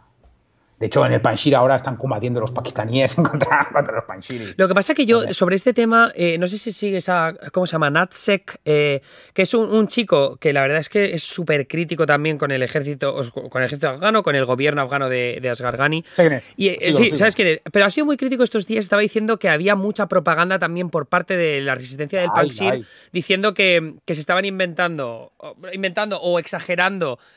Inventando también, ¿no? Pero yo pensaba que lo de Pakistán también estaba exagerándose bastante, pero tu perspectiva es que no está tan exagerado. No. Mira, el jefe del ISI, del Servicio Secreto Pakistaní, Faiz Hamid, se ha marchado, creo que se marchó ayer, de Kabul, pero ha estado estos días en el Hotel Sirina de 5 estrellas. Yo publiqué una foto en Twitter donde sale ahí tío sonriente en el restaurante del Sirina. Lo sé porque es el restaurante, porque estaba ahí muchas veces. Y este hombre es el jefe del servicio secreto. En sus manos, o sea, la red Haqqani, que es la que hacía los atentados más terroríficos en Kabul, los ataques contra las escuelas, Hazara, contra las mezquitas, contra la maternidad, de MSF, dicen que es Estado Islámico y todas esas cosas, pero no tiene nada que ver. Es la red Haqqani la que hace estas cosas y que están dentro de la cúpula talibán, y que ahora es el motivo por el que los talibanes tienen un problema para formar gobierno, porque los Haqqanis quieren su parte del pastel. Esta gente es una creación, están manejados por, no es una creación, pero están manejados por el ISI, siempre lo han estado. Es su proxy. De hecho, es un paraguas. Es lo mismo que han hecho los talibanes con el Estado Islámico de Khorasan, que al principio era lo que esos expertos que nunca han pisado el país y que lo saben todo, al principio era ese Estado Islámico, el de Irak, el de África y tal, pero desaparecieron, fueron aniquilados. En 2018 en Jausan fueron aniquilados. Los supervivientes de ese Estado Islámico se rindieron a las tropas de Kabul. Yeah. Y los que quedaron, los pocos que quedaron, se marcharon para Kunar y para Nangarhar, donde consiguieron ganar un poco de fuerza y tomaron parte de Tora Bora, las montañas donde se escondía Bin Laden, donde están las cuevas, todo ese tipo de cosas, y tomaron Tora Bora una porción durante un tiempecillo. Pero luego los talibanes les echaron también, ¿no? Los talibanes y el ejército de Afganistán. Eso, los dos, exacto. Lucharon contra ellos, los derrotaron, y quedó una pequeña fracción. Esa fracción, en vez de hacerla desaparecer, los Haqqani, que son muy listos y que llevan en esto del terrorismo desde el año 75 del siglo pasado, es uno de los grupos más viejos del mundo, y se autoproclaman inventores del ataque suicida, aunque está disputado entre ellos y Sri Lanka, pero ellos dicen que ellos son los inventores de eso. Pues esta gente cogieron esos restos y dijeron, oye, vamos a daros esto, vamos a daros aquello, y vosotros vais a servir de paraguas. Cuando los talibanes necesiten hacer un ataque muy sangriento contra la minoría que más odian, que son los hazaras, vosotros ponéis el nombre y el sello. Pero, y eso va más allá de lo que saben los expertos, porque solo se fijan en los libros y en los informes que reciben. Yo he estado en Kabul hablando con gente que se dedica a la seguridad y con gente que se dedica a examinar los atentados después y el tipo de explosivo y cómo se ha hecho el atentado y los restos en los cuerpos y de dónde son esos cuerpos y ese tipo de cosas que te dan toda la visión. Es lo que se hace en el risk management aplicado a las guerras. Hay muchas empresas privadas en Afganistán que se dedicaban a eso y de hecho algunas de ellas cuando necesitaba dinero, básicamente recolectar información y ese tipo de cosas. Entonces esta gente tenía muy claro que eran ataques hechos por los Haqqani, con material Haqqani, con entrenamiento Haqqani, con todo Haqqani. Entonces ese Estado Islámico en 2020, que es cuando los Haqqanis lo pillaron, cambió y se convirtió en un paraguas. Es la misma relación que tiene el ISI con los Haqqani, los talibanes lo tienen con el ISK. El atentado de Kabul en el aeropuerto que hemos visto ahora, terrible, cientos de muertos, que no es el peor, el atentado contra la embajada alemana en el centro de Kabul mató a 400 personas. Solo la bomba. Un día horrible. Es una locura, sí. Entonces, ese ataque en el aeropuerto, que fue un ataque muy real, vino de una ala radical de los propios talibanes, que estaban ya hasta los lereles de ver, como todo el mundo se quiere marchar. Y no están haciendo nada, estamos defendiendo el aeropuerto, ¿no? Exacto. Hemos luchado con ellos todo este tiempo. Son la América Satán, que dicen ellos. ¿Qué estamos haciendo? Estamos dejando que todos los afganos se piren y estamos dando la imagen de que este país legítimo que construir ahora, en realidad todo el mundo se quiere marchar. ¿Qué pasó? Pues bomba y se acabó el tema. Claro que también entiendo que es una postura inteligente de los talibanes, quiero decir, no te vas, es un brain drain, ¿no? Es como vamos a perder a todos los cerebritos, toda la gente que ha estudiado en universidades, de repente se van a pirar y nos van a dejar un país sumido en la Eso es lo que le pasó a Cuba con los balseros. Ya. Llegó un punto en que los Castro dijeron, mira, vamos a abrir la puerta, que se vaya quien quiera. Y todo el mundo se quería marchar. Hubo una cantidad industrial de gente tan grande que al final tuvieron que decir, oye, no, cierra la puerta. Porque, coño, es que estamos dando la imagen. Pues el ala radical, que son los Haqqani, y los Punjabis, y son talibanes que vienen de fuera, que son de Baluchistán, que son de las zonas tribales de Pakistán, que no son de las regiones afganas. Esa ala más radical es la que, desde mi punto de vista, basado en mis fuentes, llevó a cabo ese ataque. Y llevará a cabo más ataques. Porque hay mucha fricción en el talibán. Hay mucha fricción. Tenemos la tendencia, los medios, de hablar con ellos como un grupo. Sí, como un grupo junto, pero que no. Y no lo son. Allí he reportado durante muchos años las luchas internas de los talibanes. Comandantes que se matan entre ellos, cenas en las que acuden todos los comandantes en Baluchistán y hay una bomba, o entra un tío con una ametralladora e intenta matar al Mullah Omar, o intenta matar a Mansur, o intentaron matar a sus propios hombres. Antes de que muriese por un dron de Estados Unidos, Mansur sufrió un atentado de los propios talibanes. Y escapó. Y de hecho le pegaron un par de tiros y estuvo un montón de tiempo recuperándose. Y después los americanos lo mataron. Pero los talibanes han tenido. Estaba el Mullah Rasul, que era un gran que se escindió del grupo en el sur del país, intentó montar su tinglado. Ha habido comandantes talibanes que se han pasado años y años luchando en partes muy remotas de Afganistán sin ningún tipo de control o de contacto con lo que había afuera. Y entonces ellos tienen sus hombres, han desarrollado su propia mentalidad como talibanes. Hay talibanes muy moderados, que son los que piensan, bueno, va, hagamos como Arabia Saudí, dejémosle algo a las mujeres, demos una buena cara al exterior. Exacto. Y el mundo nos vea como Arabia Saudí. De hecho, eso es lo que te quería preguntar. No. Eso que te quería preguntar ahora, porque locura.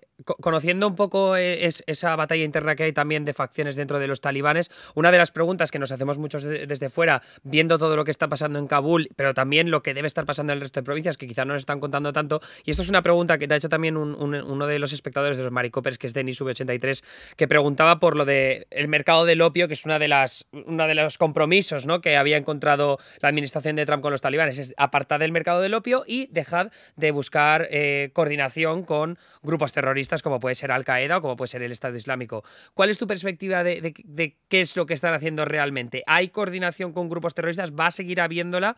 ¿O crees que simplemente por esa imagen con el exterior van a apartarlo a un lado y lo mismo con el opio? ¿Van a dejarlo de lado porque prefieren tener el apoyo internacional, no recibir más sanciones que los suman en más crisis económicas que al final luego también crea complicaciones con la población, evidentemente? Bueno, vamos por partes. Primero al tema del opio. Solo pondré un ejemplo. En la época pre-Talibán, el opio era un negocio increíble. De hecho, hay una crisis de opiáceos en Estados Unidos y en Rusia horrible, impresionante. Muchas veces aquí. Y viene de eso, viene de Afganistán, que es el productor número 1 del mundo. Se podrían haber hecho muchas cosas. El opio es muy necesario para los hospitales, para hacer muchas medicinas, la morfina. El opio es necesario para la medicina. Se podría haber legalizado parte de eso y convertirlo en un negocio legal para las necesidades médicas de todo el mundo. De hecho, creo que el único país que tiene esa patente para hacerlo es Turquía. Creo. Y creo que España también un poco, no lo sé, pero muy pocos países lo tienen. Afganistán podría haberlo tenido. Pero no, en vez de eso, lo que se hizo, y lo pondré en un ejemplo muy sencillo, porque se acaba el tiempo y creo que este ejemplo es muy certero. El hermano de Hamid Karzai, expresidente de Afganistán, uno de sus hermanos era Wali Karzai. Wali Karzai fue nombrado a dedo gobernador de Kandahar. Allí se convirtió en el traficante de drogas más grande de todo Afganistán y en uno de los traficantes de drogas más grandes de toda Asia y de todo el mundo casi. Amigo de la CIA, entrenado por la CIA, amiguete de la CIA. En vez de dedicarse en Kandahar a escuelas, a estructuras, a cambiar la visión del lugar donde habían nacido los talibanes, la cuna de los talibanes, que si hubieses desarrollado bien esa ciudad, la gente diría, a la mierda los talibanes, vayamos con lo nuevo porque podemos crear negocios, podemos crear vida, mandar a nuestros hijos a la escuela, todo ese tipo de cosas. Él eso lo pasó, se convirtió en un señor de la guerra y en un traficante de drogas. Y en gobernador y hermanísimo del presidente de Afganistán. Acabó asesinado por uno de sus guardaespaldas, por una disputa de una cosa que no viene al caso. Prefiero no decirlo por internet, pero por una disputa uno de sus guardaespaldas lo mató y a guardaespaldas lo colgaron del cuello con una cuerda y lo dejaron colgado en una farola durante varios días en el centro de la ciudad. Entonces, esa es la historia del opio. El opio, y lo vemos en la crisis que está teniendo Estados Unidos, que es algo tremebundo. O sea, el otro día vi unas imágenes de Filadelfia que parecía aquello. Sí, las imágenes del canal de YouTube que se está haciendo viral estos días, sobre todo en España. Se ha hecho viral en España, pero es verdad que este canal lleva bastante tiempo sacando esas imágenes terribles, que es que lo ves. Queremos hacer un especial de los opioides, porque yo llevo tiempo siguiéndolo. Pues adelante y conéctalo con Afganistán, porque Rusia tiene el mismo problema. Una de las cosas que Rusia está pactando con los talibanes es eso, que se acabó el opio para arriba. Se acabó, porque Rusia también tiene un problema gravísimo con eso. Los talibanes van a seguir utilizando el tráfico de drogas. Necesitan el dinero. Punto número 2. Muchos de esos traficantes, cuando ha llegado el momento, se han cambiado la chaqueta. Y ahora dependen de ellos. Ahora apoyamos a Estados Unidos porque nos interesa, ¿no? Exacto. Y ahora apoyamos a los talibanes porque nos interesa. Son traficantes, a ellos les da igual todo. O sea, ellos lo que quieren es la pasta. Entonces, no pueden acabar con esa gente. Necesitan el dinero del tráfico para sustentar el Estado porque con el dinero congelado, ni que descongelasen el dinero y tú recibes en todas las ayudas, todavía ese dinero. O sea, que van a continuar con eso, pero lo van a reducir y lo van a controlar mucho más que lo que hacía el ejército. Porque básicamente hay una diferencia entre lo que hacía el gobierno de Kabul y lo que hacen los talibanes. El gobierno de Kabul te decía, eso es ilegal, no lo hagas, o te voy a meter en prisión. Y lo hacían Pero igual. si lo haces, lo hacían igual y contactaban con el tal gobernador, lo que sea, tal. Los talibanes van y te matan. Yeah. Dicen, tanto se cultiva aquí. El que es de esto, se viene conmigo al coche. Y eso significa que te matan. Entonces, claro que podrán reducirlo, pero a base de matar a un montón de gente. Aunque no lo reducirán del todo ni desaparecerá. El tráfico de drogas en Afganistán es como... Y a veces es una comparación que es un poco complicada, pero que hay muchas similitudes entre México y Afganistán. Afganistán, durante la época en que estuvo Karzai y Ashraf Ghani como presidentes, era un narcoestado. Tal cual. En México, durante muchísimo tiempo han tenido este problema, que era un narcoestado, que tenía dirigentes políticos que estaban completamente ligados a los narcos. Claro. Y que por eso los narcos tienen ejércitos independientes, hacen lo que quieren, matan a quien quieren, a cientos de personas, miles de personas. Sí, sí. Y pues en Afganistán pasaba lo mismo. Y ahora los talibanes van a controlarlo, pero seguirá. Y la otra pregunta que me hacías con lo Al-Qaeda y Estado Islámico, si van a romper todo tipo de vínculos o cabe esperar que vuelva a fermentar el yihadismo islámico terrorista. Fermentará y hasta ahí. Al-Qaeda nunca se marchó del todo. Tuvo picos. Lo que pasa es que decían que solo quedan unos pocos cientos, ¿no? Que en realidad... Sí, ahora hay más. Ahora han vuelto más. De hecho, vimos a uno de los grandes líderes de Al-Qaeda ser recibido en la frontera en Spin Boldak, que parecía aquello que llegaba Xerxes, ¿sabes? El emperador de Persia. Pero bueno, tuvieron picos. Al-Qaeda... Hay que diferenciar. Los talibanes, en teoría, no son internacionalistas y no son expansionistas. Ellos solo quieren Afganistán. No aceptan ningún grupo exógeno terrorista. Cuando Estado Islámico llegó en 2014 y envió una carta pública a los talibanes dijeron muchas gracias, pensamos igual, pero fuera de aquí, porque esto es territorio afgano y de Afganistán nos ocupamos nosotros. No hay que contar a Pakistán donde te dice, no quiero... Entonces, ¿qué pasa con Pakistán? Pakistán entra dentro de la parte... Muchos afganos consideran que hay partes que son Afganistán. Son todas las partes tribales, entonces hay que mirarlo como una unidad. Lo vimos el otro día, que tienes la parte que es todos los pastunes, ¿no? Que decían, oye, ¿por qué está por aquí dibujado en medio cuando hay zonas pastunes que podrían perfectamente... Bueno, porque los ingleses... Sí, los británicos, como siempre, los dibujitos. La línea Durán, que se llama, ya, como hicimos en Oriente Medio, o hicimos en África, los europeos, un mapa, un cartabón, pim, unas líneas, esta montaña para ti, esta montaña para mí, este desierto para ellos, que vayan al desierto y que se busquen la vida ahí. Entonces, los ingleses es lo mismo. Entonces, Al-Qaeda ha vuelto ya a cuentagotas. Durante muchos años hubo muy pocos miembros, muy pocos. De la dirección y alguna gente entrenando. Durante los últimos años, sobre todo desde 2014, han ido volviendo poco a poco. Hacia 2019 ya había los suficientes como para encargarse de ciertas partes del entrenamiento de las tropas talibanes, sobre todo el tema morteros. El tema morteros hay que saber triangular, las posiciones, todo ese tipo de cosas. Entonces, entrenaban en eso. Al-Qaeda está volviendo. Ahora, Al-Qaeda volverá. La única regla con los talibanes es, ¿tú eres yihadista? Vale. ¿Te quieres venir aquí? Vale. Pero no te metes en nuestra política. No te metes en nada nuestro. Haces lo que te decimos. Nosotros te puedes ir al valle de... porque en Afganistán la geografía es tan remota, es tan escarpada, que te puedes ir a un valle del Salang, del paso de Salang, y allí no te encontrará nadie durante millones de años. Décadas. Sí. No, décadas, no, millones de años. Siglos. O sea, no. O sea, en Badakhshan tiene partes que no están exploradas. Ya. Es una provincia que está, provincia que toca con China, el Ecuador de Wakhan. Hay partes de Badakhshan que no están exploradas. O sea, Afganistán es un sitio muy intenso y fantástico y horroroso, pero que tiene una historia y unas cosas que lo hacen un sitio muy atractivo. Pues bueno, Al-Qaeda volverá, respetará las reglas y de ahí se armarán otra vez.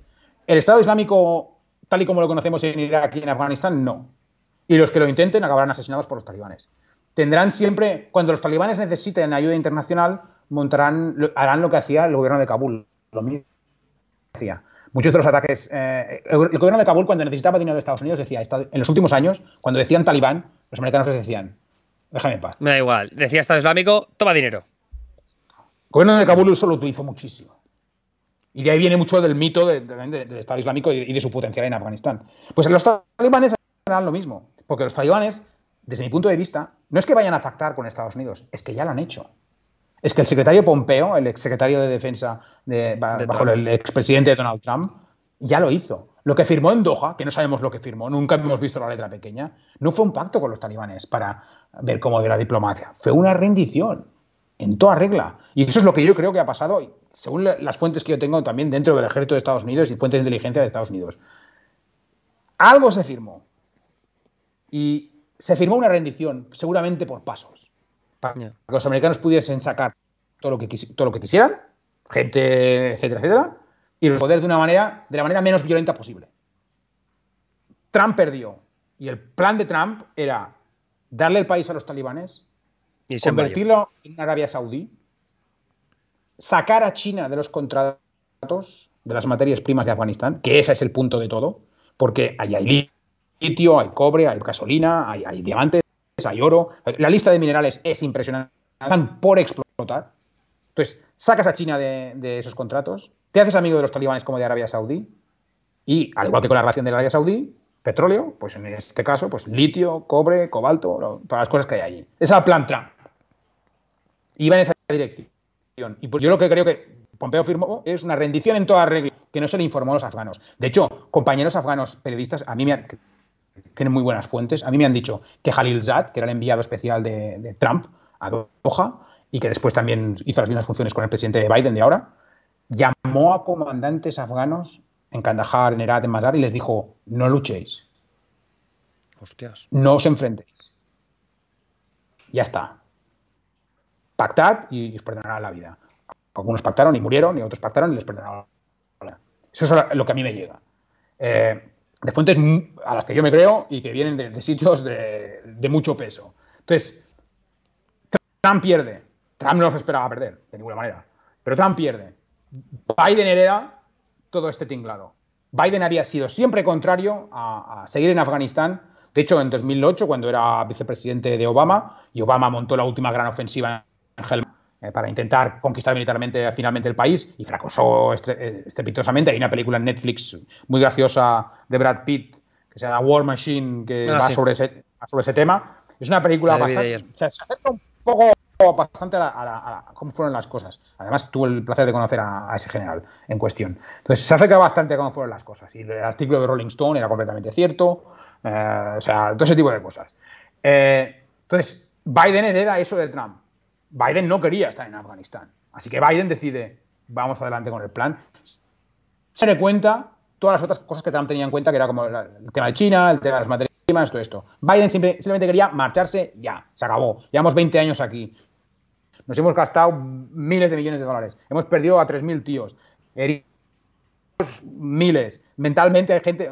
20 veteranos de Estados Unidos de Irak y de Afganistán se suicidan al día. 20. Es muy bestia. Estas son las últimas cifras que tengo. O sea, imagínate cómo fue servir un año en alguno de estos dos países. Eran sitios muy, muy duros. Entonces, Biden descartó muchas partes del plan de Trump, sobre todo la parte de que vuelvan progresivamente, porque los talibanes ya habían, desde 2019 ya habían ido pactando con los líderes provinciales y locales. Sí, que poco a poco iban conquistando aldeas, luego pueblos.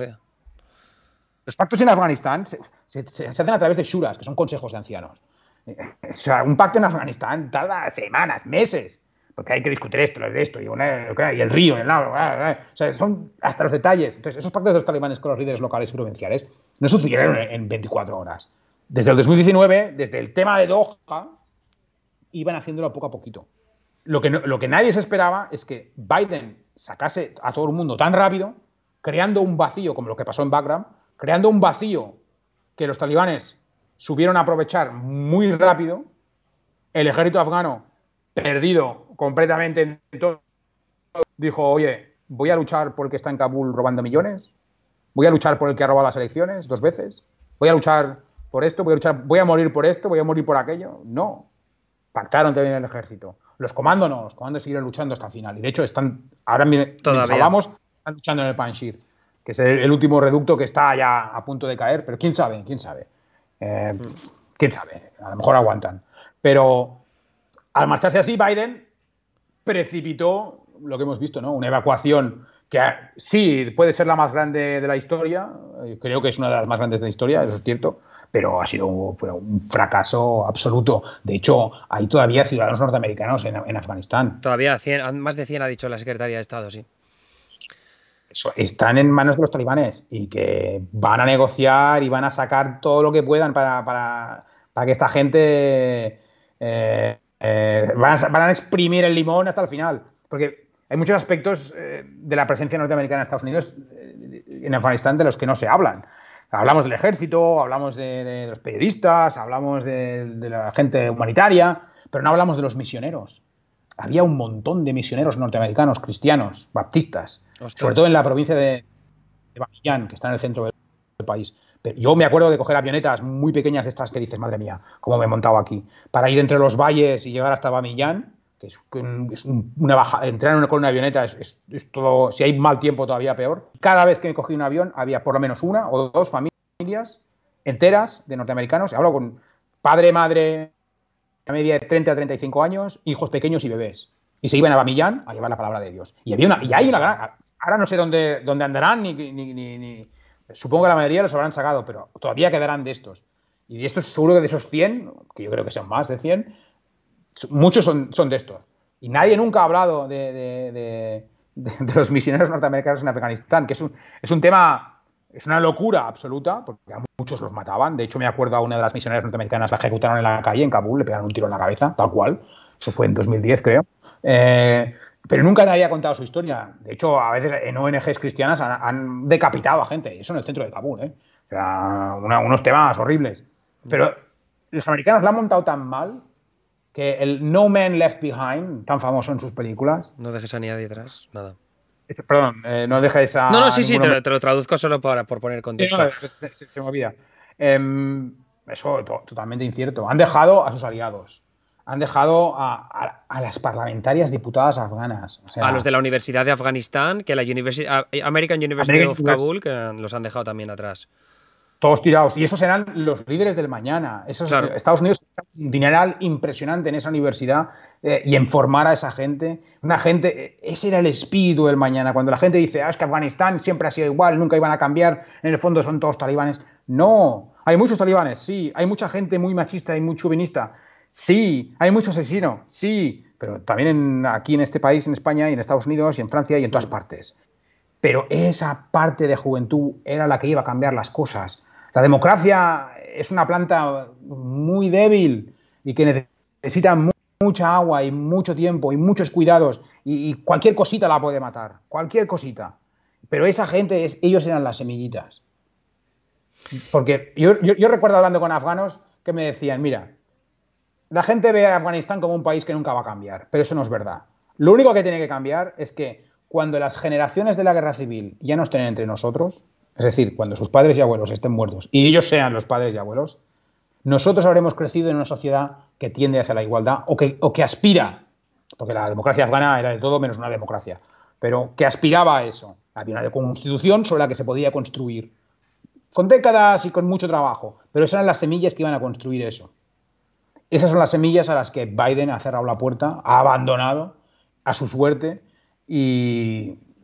Ya lo vemos ahora, ¿no? Vemos a las mujeres manifestándose y a los talibanes sacando las armas, disparando y se acabó la manifestación. Vemos a mujeres policías asesinadas, vemos a cantantes asesinados, la música está prohibida otra vez.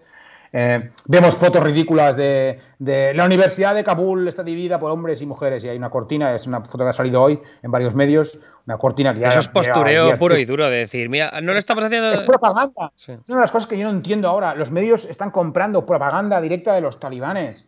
Está muy bonito entrar ahora en Afganistán y poner en el currículum, yo he estado en el Afganistán talibán y te haces unas fotos ahí con los talibanes y les haces unas fotos a ellos, porque son gente que fotográficamente son muy fotogénicos, se pintan los ojos, las barbas, el pelo largo, lacio, muy bien limpio, muy largo, muy bonito, muy brillante, los colores que llevan, las armas decoradas, son, o sea, desde el punto de vista de la fotogenia, son geniales. Y se hacen esas fotos y se hacen esas cosas. Pero, oye, que esta gente está asesinando a diestro y siniestro. Hoy han detenido un montón de periodistas afganos. Sí, han detenido a periodistas afganos. A los internacionales no, a los afganos sí. ¿No? ¿Dónde están? No se sabe. ¿Qué palizas les están dando ahora mismo? ¿A cuánta gente están diciendo vamos a matarnos y vamos a matar a tu familia y a tu padre y a tu madre si vuelves a hacer una cosa que no nos gusta? Y lo harán, los matarán, sin ningún problema, no tienen ningún problema con eso. Mientras la prensa internacional está ahí, haciéndose sus fotos, reportando sobre... Cuando deberíamos estar en el Panjshir. Ahí es donde deberíamos estar. Conozco varios periodistas internacionales que lo han intentado y no lo han conseguido porque los talibanes han cortado la carretera. Viendo ayer en un mapa y, joder, para acceder al Panjshir también, ¿eh? Solo hay una carretera de entrada y una carretera del río, grande. ¿No? Exacto. Yo puse un vídeo, de hecho, filmado lo pusiste, por mí mismo. Fue vértelo a ti y dije, vamos a verlo en el stream a través de Google Earth, que seguro que se ve bien. Sí, es un sitio... Pero los talibanes han cortado esa carretera de acceso al valle. Ya. ¿Por qué? Porque se supone que han ganado, pero pues si habéis ganado, ¿por qué no dejáis entrar? Porque sigue el lío y va a seguir el lío y habrá paz. Llegarán a un acuerdo porque los panjshiris, los consejos tribales de ancianos de panjshiris no pueden perder a más jóvenes. Es que el problema de los panjshiris no es que les falte armas, sí que les falta comida, pero armas no les falta. Yo tengo imágenes propias mías de montañas enteras de armas en el Panjshir, porque una vez me equivoqué con el coche, porque en aquella época se podía viajar en coche por Afganistán, eso fue en 2009. Una vez me equivoqué con el coche, me metí en un valle que no era y acabé en una montaña de armas, pero montaña, o sea, Montserrat. No sé si es de Cataluña, pero Montserrat es una montaña muy grande que hay a las afueras de Barcelona, que es donde está la iglesia y esas cosas. O sea, algo... Y esas imágenes, por fortuna, esas imágenes han sobrevivido y todavía las tengo. Entonces, o sea, tienen armas, pero no tienen hombres. Están combatiendo viejos y niños. Y lo que ha sobrado, los supervivientes de los comandos, que son muy pocos, y que ayer puse una foto suya también. Bueno, que ahí está el hijo de Masud, ¿no? El hijo del león del Panjshir. Pero el hijo del Masud es que no es nadie. No es nadie, no. Ha estudiado en Reino Unido, leí además, ¿no? Como... Muy amiguito de París y de Francia, se ha criado ahí con mucho dinero, no tiene ningún tipo de experiencia militar, se ha criado en el extranjero, es en Afganistán. Está mal visto. Todos los afganos que yo conocí que venían del extranjero, sobre todo alemanes y estadounidenses, que eran hijos del primer éxodo cuando los talibanes, que es una de las razones también por las que muchas cosas no han marchado, porque esos afganos venían a aprovecharse del país, no a ayudar, la mayoría de ellos. Esos afganos nunca fueron considerados afganos por los afganos. Nunca. Entonces, Masud dijo, es un chico bueno para el póster, es un chico bueno para conseguir dinero y para crear la imagen de la defensa. Y en eso es muy valioso. Militarmente no tiene ningún valor, logísticamente no tiene ningún valor. Para eso está el ex vicepresidente, ahora autodenominado presidente de Afganistán, de la República Islámica de Afganistán. No, es Abdullah Saleh. Ah, vale. ¿Y Abdullah dónde está ahora? Está con los talibanes. De hecho, se han visto varias fotos suyas hablando con ellos. Karzai también ha montado unas reuniones con los talibanes, hablando de ellos, porque Karzai vive en Kabul, en una mansión, en un Poppy Palace, que la llamábamos allí, Palacios del Opio. Y están hablando. Y Abdullah pues se está adaptando a los tiempos. Y básicamente, mira, los talibanes siempre han dicho esa frase muy estereotípica, que no viene de los talibanes, ya venía de otras épocas históricas de Afganistán y de otros países. Pero los talibanes solían decir, nosotros tenemos el tiempo y los americanos tienen los relojes. Y que era cierto. Pues ahora los librepensadores afganos tienen el tiempo y los talibanes tienen los relojes. Y por eso Abdullah es una figura todavía muy importante y que ojalá se marche del país y siga viva y siga apostando por una resistencia. De hecho, esa es la pregunta que te iba a hacer para terminar ya, porque te estamos robando muchísimo tiempo y me está saliendo fatal. Pero, ¿cuál es el hilo de esperanza que ves tú en Afganistán? Porque evidentemente hemos hablado mucho del pesimismo, de todo lo que se nos viene encima, de lo que le puede pasar a las mujeres, del terrorismo fermentado, del opio y demás, pero ¿ves algún tipo de esperanza o no? Muy pocas ahora, la verdad. Yo durante muchos años y sobre todo durante estos últimos meses he intentado ser todo lo positivo. Antes de la caída intenté ser todo lo positivo que pude, dentro de unos límites, por supuesto, de los límites de la verdad y lo que no es verdad. Y como informador debo ceñirme a los hechos, aunque a veces me equivoqué como todo el mundo. Yo ahora no veo demasiada esperanza. Va a haber Emirato para rato. Creo que el enemigo número uno del Emirato es el Emirato en sí. Creo que el Emirato será el que hará caer al Emirato, pero creo que porque el Panjshir puede aguantar cierto tiempo, y puede conseguir un status quo un poco diferenciado del resto, pero acabará entrando dentro del Afganistán del Emirato, porque es que no le queda otra, es que no hay ningún país apoyándole. Aparte de Tayikistán, que por un tema étnico siempre les ayudan, porque en el país hay muchos tayikos, Sí, de hecho tayikos, la mayoría de población de Panjshir tiene una ascendencia tayika. Entonces, eso sí, pero no va a haber Estados Unidos, no va a haber Rusia, no va a haber los países que ellos necesitan para la ayuda, con lo que al final van a tener que pactar de alguna forma u otra. Uy, perdón, es que no les queda otra. Entonces, llegará un punto en que Afganistán, el Emirato, será derrotado, yo creo, por los propios afganos, por esas mujeres que estamos viendo ahora, por la juventud que hemos abandonado y que se esconderá, guardará su libertad en una caja durante el tiempo que sea necesario y la irán abriendo esa caja poquito a poquito, ir sacando. Los líderes talibanes de ahora, que son los líderes talibanes de antes, no han cambiado en eso, ellos que dicen que han cambiado tanto, son los mismos líderes que tenían Baradar, o sea, toda la gente que había antes, morirán de viejo, por violencia, por lo que sea. La generación quedará suplantada. Y cuando las generaciones más jóvenes de ahora empiecen a subir, ellos tendrán en sus espaldas llevar a cabo el cambio que necesita Afganistán. Eso tardará muchas décadas. Sin ayuda exterior tardará muchas décadas. Lo de la opción de volver a invadir Afganistán, como creo que un senador o un congresista republicano decía, no acuerdo el nombre, pero decía hace unos días que las tropas de Estados Unidos van a volver acabarán volviendo yendo a Afganistán otra vez por el tema del terrorismo internacional. No sé qué republicano era. Imagino que sería alguno de los más halcones, ¿no? Sí, tío Marco Rubio blanco, o alguno de estos, ¿o qué? No era Marco Rubio, era uno de los viajeros, se me ha ido el nombre, pero... y yo creo que tiene razón, porque Afganistán tiene dos opciones. Aislarse, como lo hizo en los 90, cosa que no puede, porque necesita internacionalizarse para simplemente existir en cuanto a legitimidad y dinero. Lindsey Graham. Eso, Lindsey Graham. Sí, John McCain o él. Pero John McCain está muerto, así que... Exacto. McCain, que bueno, también vaya papelón tuvo. Pero McCain, halcón, por ejemplo, McCain, ¿sabes? También que es... Sí. McCain, no sé, quizás si hubiese llegado donde tenía que llegar, quizás en Afganistán las cosas hubiesen sido diferentes, no lo sé. Es que también es todo muy... Es como Obama, ¿no? Tiene esa figura, esa imagen de hombre fantástico y tal. Obama es el presidente que más gente ha asesinado de manera ilegal, extraoficialmente. Con los drones y todo eso. Sí, el otro día tuitearon... el mayor escándalo de la administración de Obama había sido, ¿te acuerdas la polémica aquel del traje beige que se puso aquel día, el traje crema? Y claro, yo precisamente tuiteé, digo, hay alguien que se ha olvidado de los drones, porque vamos... Y ordenó matar a muchísima gente y a un montón de inocentes, y bombas en bodas. En bodas, civiles. lo de la boda que se cargaron a lo de las bodas decenas de personas. Sí. Eso ha pasado bastantes veces. Tanto en Pakistán como en Afganistán. Entonces, hay un libro buenísimo que se llama Manhunt in the Hindu Kush, y que lo recomiendo porque te explica todas las operaciones de la época Obama y cómo se hacían. Y era tremebundo. Entonces, yo creo que Estados Unidos o Europa solo moverán un dedo cuando, si se arma otra vez. Los talibanes tienen que ir con mucho cuidado con el terrorismo internacional, que va a estar en su país y que van a ayudarlo y que van a entrenarse allí, ningún problema. Pero tendrán que tener mucho cuidado con los vínculos, porque la única manera de que los talibanes caigan de una manera exterior es cabreando a Rusia o cabreando a Occidente.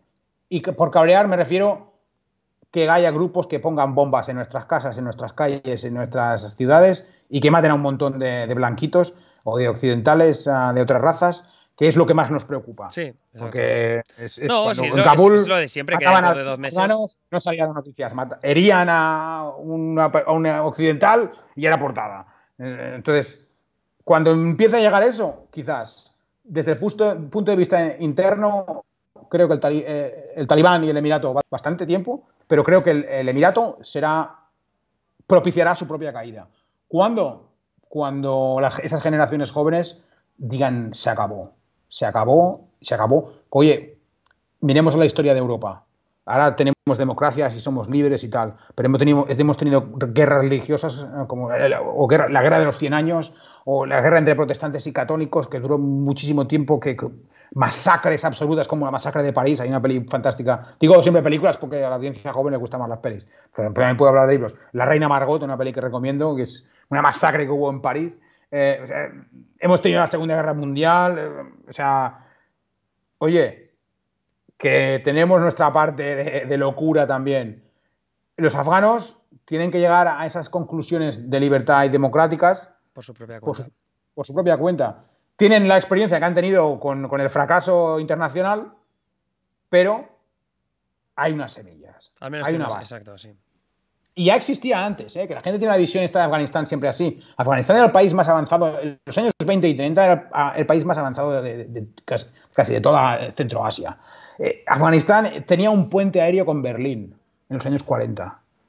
La relación entre los nazis y Afganistán es algo también que algún día quiero escribir algún libro, pero tenían un puente aéreo con Berlín. Afganistán era un país fundamental para todo el comercio que venía de Asia. Era un país bastante moderno, con un rey bastante moderno, que estaba haciendo infraestructuras, con un sistema de riego que ya venía de la época del Imperio Persa, porque era el granero del Imperio Persa. O sea, era un país que había muchas cosas donde sacarle jugo. Lo que pasa es que después pues, pasaron las cosas que pasaron, vinieron los movimientos yihadistas y todo ese tipo de cosas, y pasó lo que pasó. Pero Afganistán no es que nosotros les presentásemos la democracia por primera vez, no, ellos ya conocían ese tipo de vida. No la vida como la que tenemos nosotros, pero sí que saben lo que es la libertad, no son tontos. Y Afganistán solo puede ser liberado por los afganos. La gente internacional, pues yo creo que después de 20 años de descalabro no hay ningún país que se digne o que quiera meterse ahí de nuevo. Aunque a veces viendo a mis hermanos y hermanas afganas y a tantos amigos que tengo allí, a veces se me va la boca y pienso, hostia, habría que volver, pero eso es absurdo. La intervención militar no es una opción.